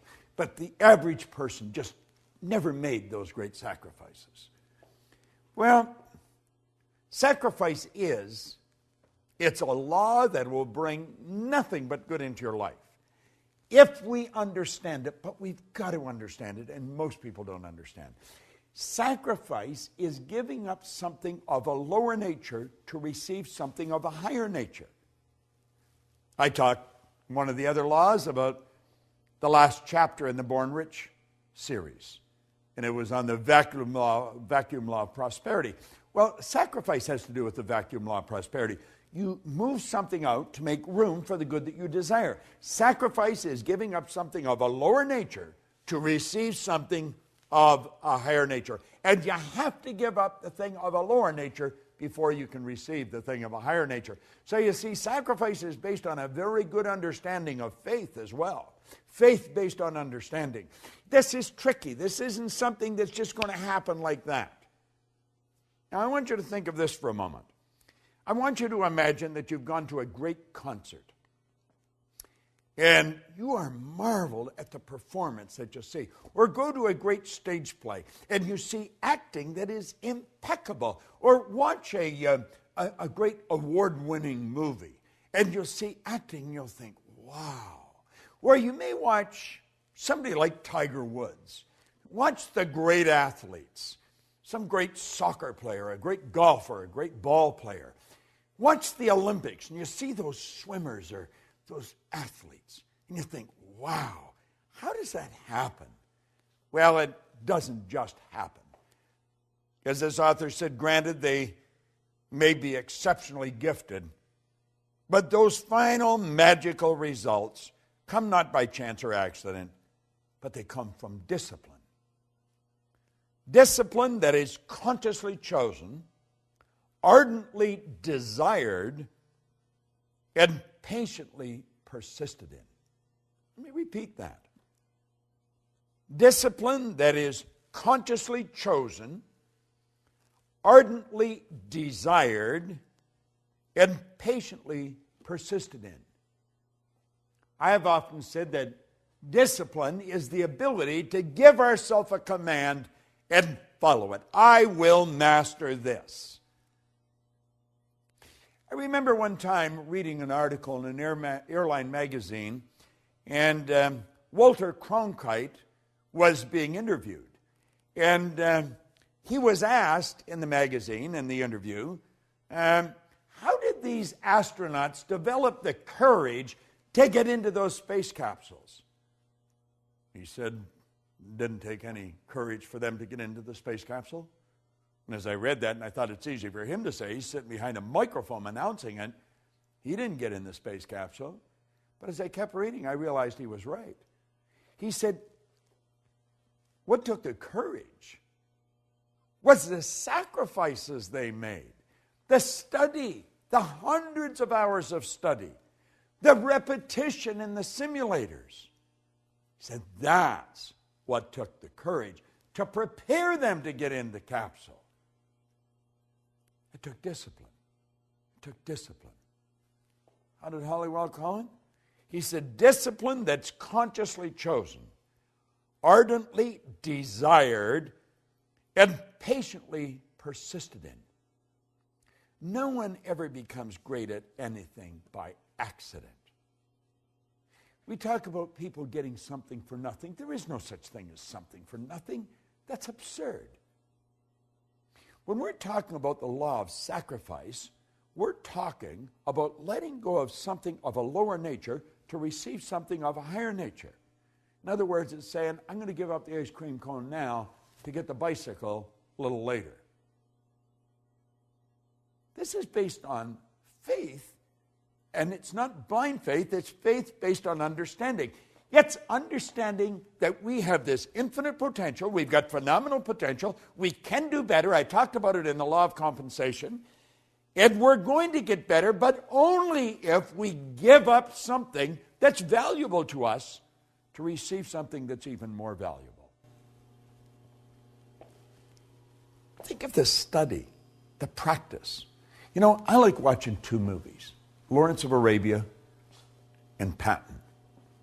General Patton, great American general in World War II, who also thought that he was a general in Napoleon's army. Believed very much in reincarnation. And then Lawrence of Arabia, watching Peter O'Toole, who literally mentally became Lawrence, and Omar Sharif. You watch these actors. They're magnificent. You watch Lawrence come across the desert on that camel. Look in his face. They do a close-up on his face. He's not acting. He's living the part. Watch Patton.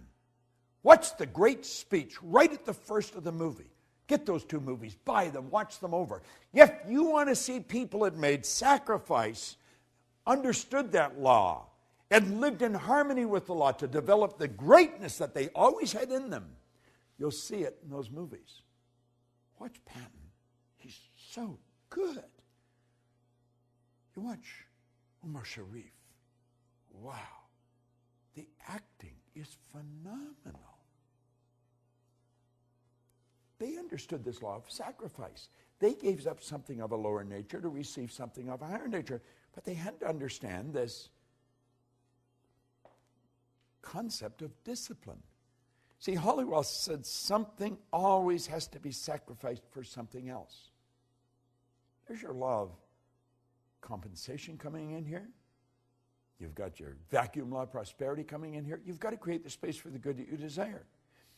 Listen to what he says here.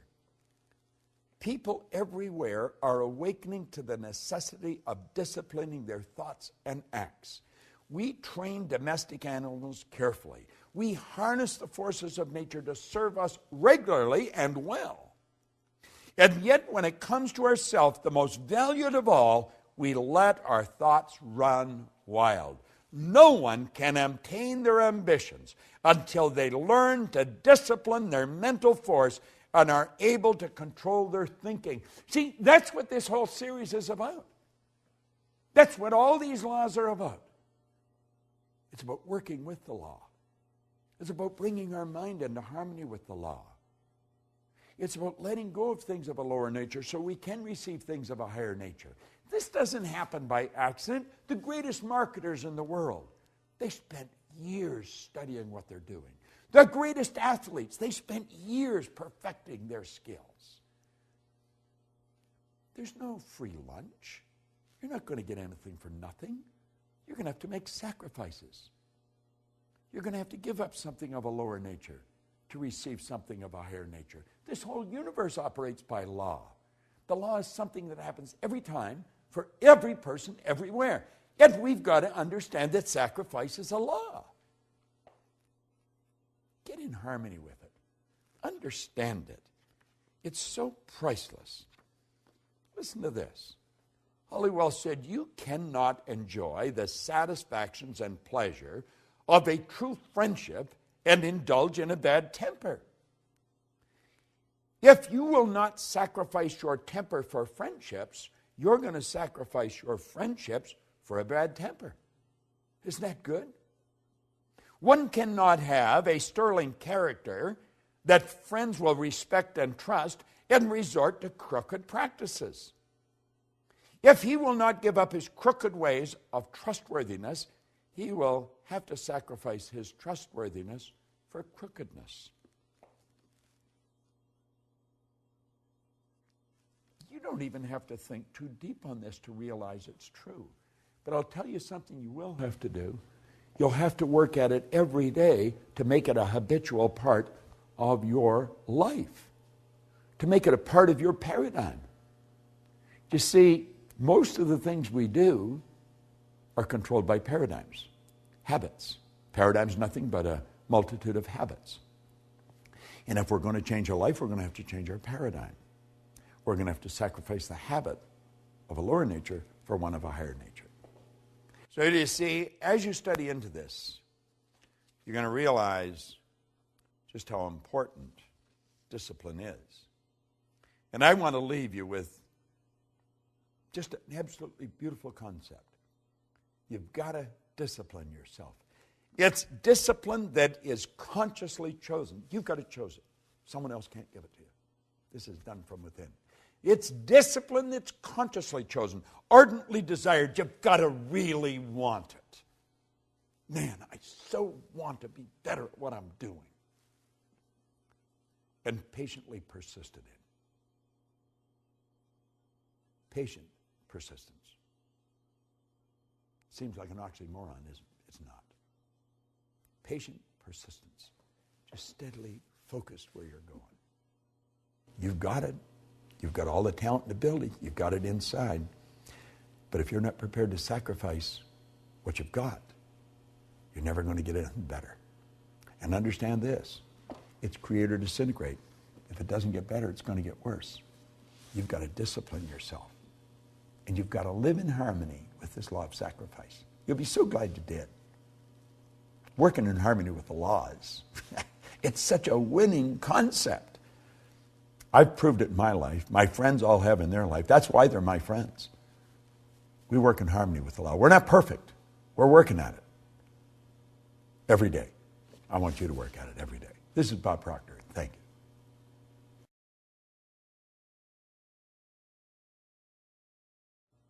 There's a marvelous poem in this program, Working with the Law, by Henley. It's one I have loved for years, Invictus. Listen carefully, then read it over and listen to it over and over.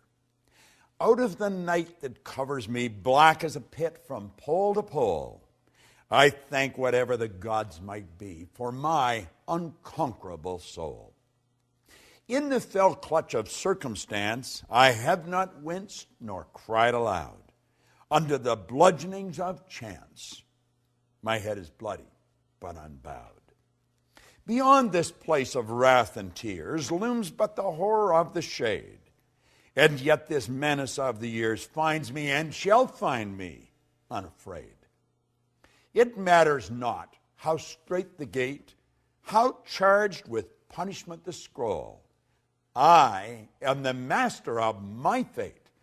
I am the captain of my soul. And you know, you can say that exactly the way Henley wrote it, by working in harmony with these laws, and especially the law of obedience. You know, a lot of people grow up and they don't want to be obedient, and you're going to find some of the greatest leaders in the past. If you studied their lives according to society, they were definitely not very obedient. Many of them spent time in jail. They didn't follow the rules of the land always. But you know, they were obedient to the laws of nature, or they would have never accomplished what they did. Halliwell said that you should be a builder, and to him is given all the materials out of which to construct the kind of life you desire to live. You build in wisdom or in ignorance, according to your obedience, according to your understanding of a divine law and the use of it in your daily life. Now, you know, being obedient is not always an easy thing to do, but it's always rewarding. I'm not talking about you being subservient to some person that really doesn't understand what's going on in this universe. Let me go back and share with you again what I just read. He said here that you should be a builder, and you've been given all the materials out of which to construct the kind of life that you desire to live. Now, you're going to use these tools. You're going to build in wisdom or in ignorance, according to your obedience to, according to your understanding of divine law and the use of it in your daily life. If you don't understand the laws, you're never going to be obedient to them. You're going to violate them at every turn in the road. Why? Because we have been programmed to. We've been programmed to be good little go-getters, and yet the law says, give and you'll receive. We've been programmed not to live in harmony with the law of sacrifice. No, don't let go of it. Keep what you've got and get more. That violates the law. Listen to something else that he wrote here. The word obey means to submit to rule or to comply with orders or instructions. Obedience, then, is the governor of all movement, whether it be mechanical, literal, or spiritual.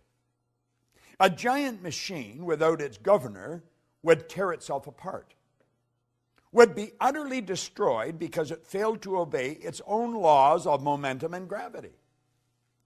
An intellectual giant who fails to comply with the laws of learning will become as an idiot.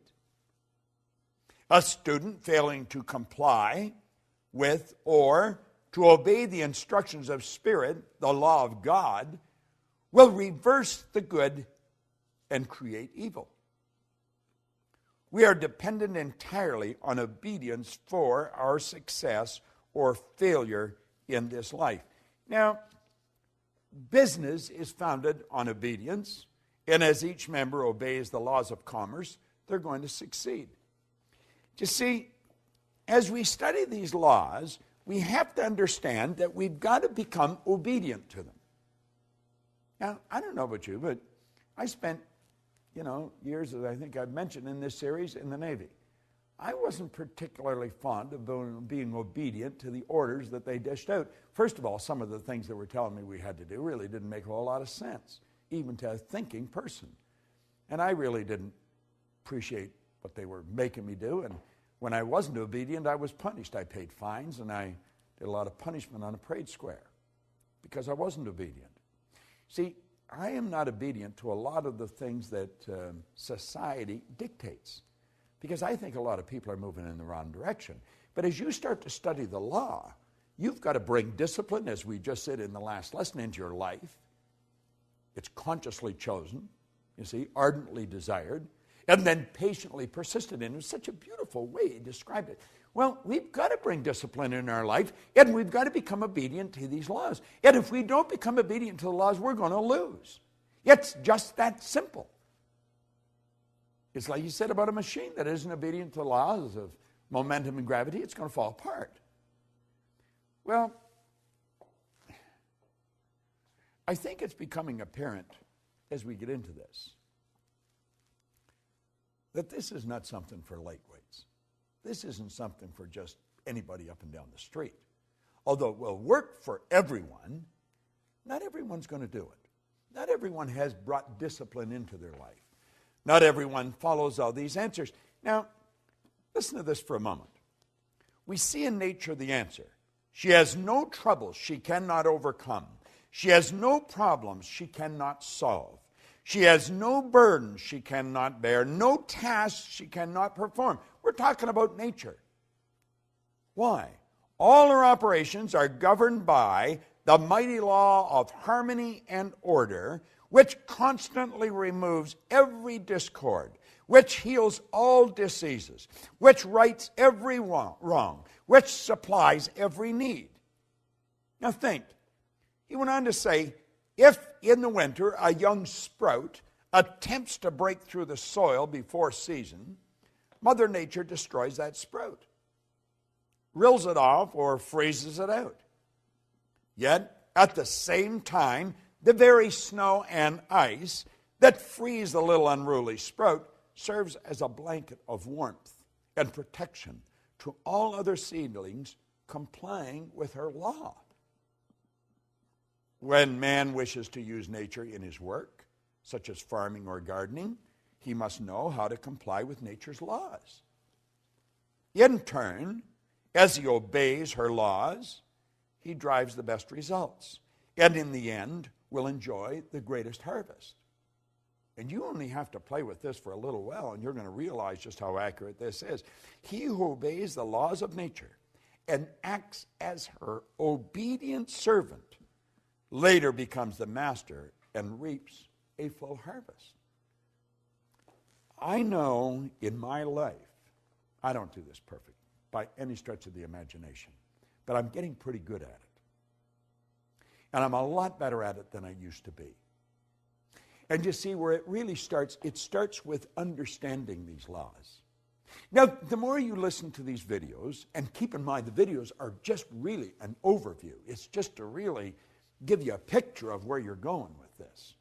But as you dig into this in some depth, as you get into this, and then as you get into the Science of Getting Rich series that we have, and I'm sure that you're aware of that, as you get into the laws there, we're getting into very basic laws that govern how everything happened.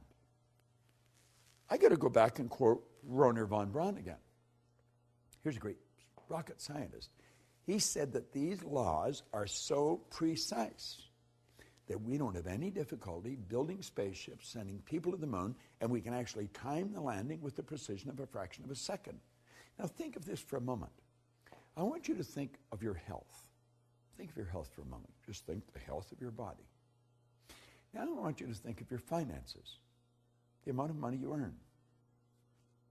Now I want you to think of your friends, your social life. Think of your own family, your family. Think of every aspect of your life and understand this. Every aspect of it can be better if you live in harmony with the laws. Now, do you know, by doing this, you could be accused of being selfish. I like the way Oscar Wilde put it. He said, selfishness is not living as one wishes to live. Selfishness is asking others to live as one wishes to live. There's a lot of selfish parents. There's a lot of selfish people. They want people to live the way they want to live. You've got to be true to yourself.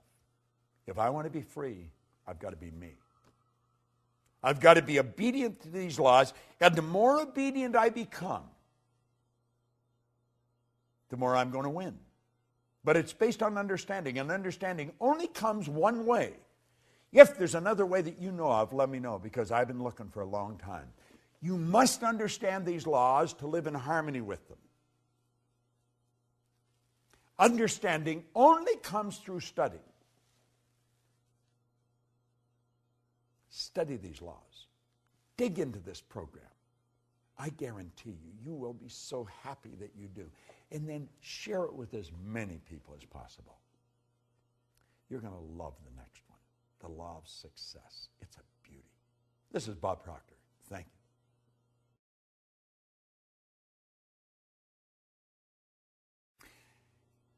I sincerely hope that you get as much out of this law of success as I've got out of it over the years. When I came across this, I absolutely loved it. I have probably read this first page at least 1,000 times. I've shared it with hundreds of thousands of people all around the world. And now I want to share it with you from how I see it. I'm Bob Proctor, and I want to talk to you about the laws of success as Raymond Halliwell shared it with me. He said, God intended every individual to succeed. Isn't that a nice idea? Every individual. That included me. That includes you. It's God's purpose that you should become great. Do you know, I remember reading a book a number of years ago by Robert Russell. And he said there's no secret to becoming great. He said you become great by doing little things in a great way every day. Isn't that good? Well, Halliwell's saying it's God's purpose that man should become great. It's God's will that man should not only use, but enjoy every good in the universe. The law of God denies us nothing. He says man is born to be rich. Well, you know, I created a program a few years back based on everything I had learned up to that time, and it was called You Were Born Rich. It's been considered one of the most complete programs on personal growth that you're ever going to find. If you go to bobproctor.com and take a look there, the Born Rich Learning System, because you were born rich. You have deep reservoirs of talent and ability within you. You're probably just a little short of money, but this program will show you how to do it. There's a company in Australia, New Ways, and every one of their leaders give credit to the Born Rich program for taking them right to the top of the company. Most of them have watched it over and over and over again. Well, man is born to be rich. He said the powers inherent in you are inexhaustible. Now think of that. The powers inherent in us are inexhaustible. This is a law. He said each normal person is endowed with a complete set of faculties which, if properly developed and scientifically applied, will ensure success, ever-growing success. Do you know, Napoleon Hill said that an educated person is not necessarily a person with an abundance of general or specialized knowledge. He said an educated person is a person who has so developed the faculties of their mind that they can acquire anything they want, or its equivalent, without violating the rights of others. Do you know what the faculties of your mind are? Do you? If you don't, odds are pretty good you're not going to develop them. We're born and raised with sensory factors. We go by what we hear, see, smell, taste, and touch. And you know what that does? That programs us to live from the outside in. That programs us to live from the bottom up. You're letting the physical control the higher. Doesn't work that way. God works from the higher to the lower. Spirit always manifests through its polar opposite. The non-physical manifests through the physical. If you're going to do it in harmony with the law, that's the way you're going to have to work. You're going to have to work from the thought to the thing and not from the thing to the thought. You may be saying, well, what do you mean? Well, you don't let the bank account dictate your financial status. Don't do that. See, one of the things I ask people when they first come to work with me is, what's the most they've ever earned in a year? I have a business partner, Jerry Robert, who runs the Life Success Publishing, teaches people to write books. If you haven't got a book, you want to get in touch with it. Life Success Publishing, they're on the site. But at any rate, he shows you how books will change your life. Everybody's got a book in them. Well, he had written a book, and I asked him when I first met him, Mark Hansen introduced me to him, and I asked him, what's the most you've ever earned in a year? And he said $100,000. He was pretty proud of it, and that was pretty good money 20 years ago. That's when I asked him. And I said, if you do exactly what I tell you, I'll show you how to change that into a monthly income. Do you know, within months, he was earning that every month. The Chairman's Club that we have, you just go to bobproctor.com and you'll see the Chairman's Club advertised. We teach people to turn their annual income to a monthly income by setting up multiple sources of income. Now he says here, each normal person is endowed with a complete set of faculties, which, if properly developed and scientifically applied, will ensure success, ever-growing success.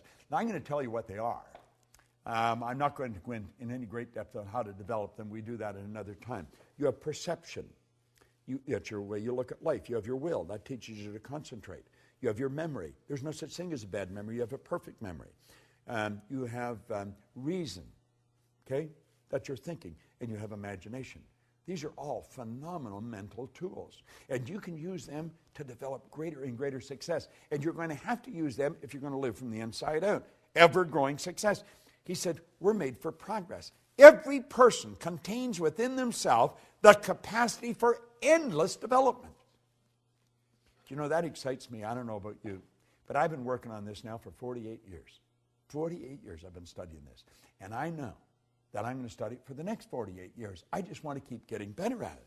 Endless development. Advancement into all things is the law's great purpose. Now, that's a phenomenal idea.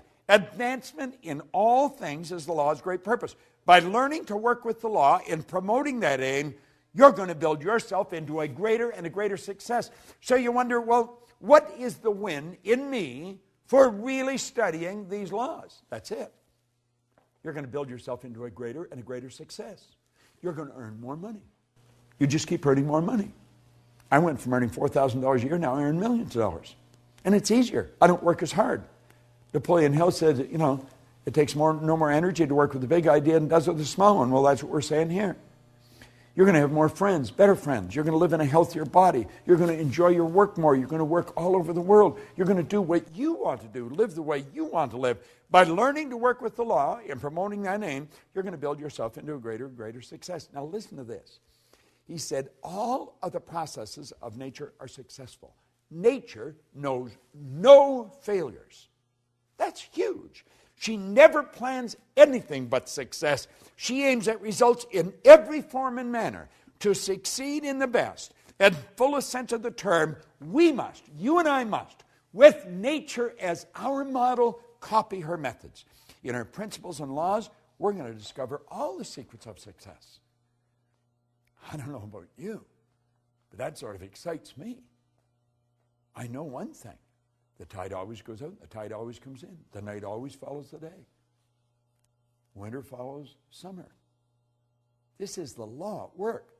It's perfect in all of nature. And we can do the same thing. In her principles and laws, we're going to discover all the secrets of success. Now he says, infinite resources are at our disposal. Infinite, there's no end to it. Infinite. There's no limit to our possibility. We can focus and individualize the elements, the forces, and the principles of the whole world. That's a bit of a stretch, isn't it? Do you know that everything in this universe will rush to your aid when you're working in harmony with the law? This isn't some decision of some emotional or capricious God on a cloud. This is the absolute law of the universe. The law is the uniform and orderly method of the omnipotent God. It's the way everything works. Everything works perfect. Infinite resources. There's no limit to our possibility. We can focus and individualize the elements, the forces, the principles of the whole world. We can develop a wonderful intelligence. Thus, all of life's questions may be answered, all of nature's secret discovered, and all human problems solved. Nothing is impossible. Now, you may be thinking, well, the world is in dire need of this. Oh, you're so right. Absolutely. But do you know it's because we're living in harmony with the law that we can live the way we do? Do you know there's some people that have never seen a toilet? Do you know that there's some people that have never seen an electric stove or a watch? Do you know that the whole world lived like that not long ago? Do you know that the electric light is a brand new idea relative to most of the population of the world? Do you know that these things, everything we've got that we take for granted, they're relatively new? It's all happened just in the last century or so. Think of that. Think of it. This has happened because we start to understand the law. Think of what you can do. Higher faculties, remarkable talent, superior insight, and greater power are dormant at all. And by psychological methods, these exceptional elements can be developed to an extraordinary degree for actual and practical use. That's by you and me. Now, I have been working at this for a long time. I know this to be true. Every mind can develop greatness. There are no exceptions. Simply a matter of knowing how. True self-help, self-discovery, self-knowledge, and proper instructions of applying one's principles and using one's faculties, using one's forces. It'll advance any person. See, the mind is perfect. It's perfect. And man is mind. And we can think. And our thoughts turn into things. Practice will ensure efficiency. Use is going to bring forth results. Success, therefore, is within the reach of every aspiring person. Now, he asked a question. He said, do you wish to succeed? God, I remember reading this. First time I read it. Well, he said, you can. You possess all of the essentials within yourself. All you need is to gain a right understanding of the principles and the laws upon which success is based, and then apply the right methods of operating these causes until success is earned. But you must earn it. There is no free lunch. Now, I have just touched on the first page of the law of success. As you get into this, you're going to realize that there's great help everywhere around us. We can have everything we want. We can enjoy all the good we want to enjoy. But only if we work in harmony with the law. And the odds of us working in harmony with them is pretty slim if we don't understand them. We've got to study them. Now, what I have done here in this series is give you an overview. I hope I have inspired you to want to learn more. That was really my purpose in doing this. I was asked by the people who are promoting this series with us if I would give you a brief overview on film, and that's what I've done. And hopefully this will do what they hoped it would do, make you want to study into this in greater depth and share it with other people. You see, locked up in this program is a system for you to earn all kinds of money, have all kinds of fun, and enjoy greater good in your life. That's what I've been enjoying, and that's the purpose of my life, to help people like yourself do just that.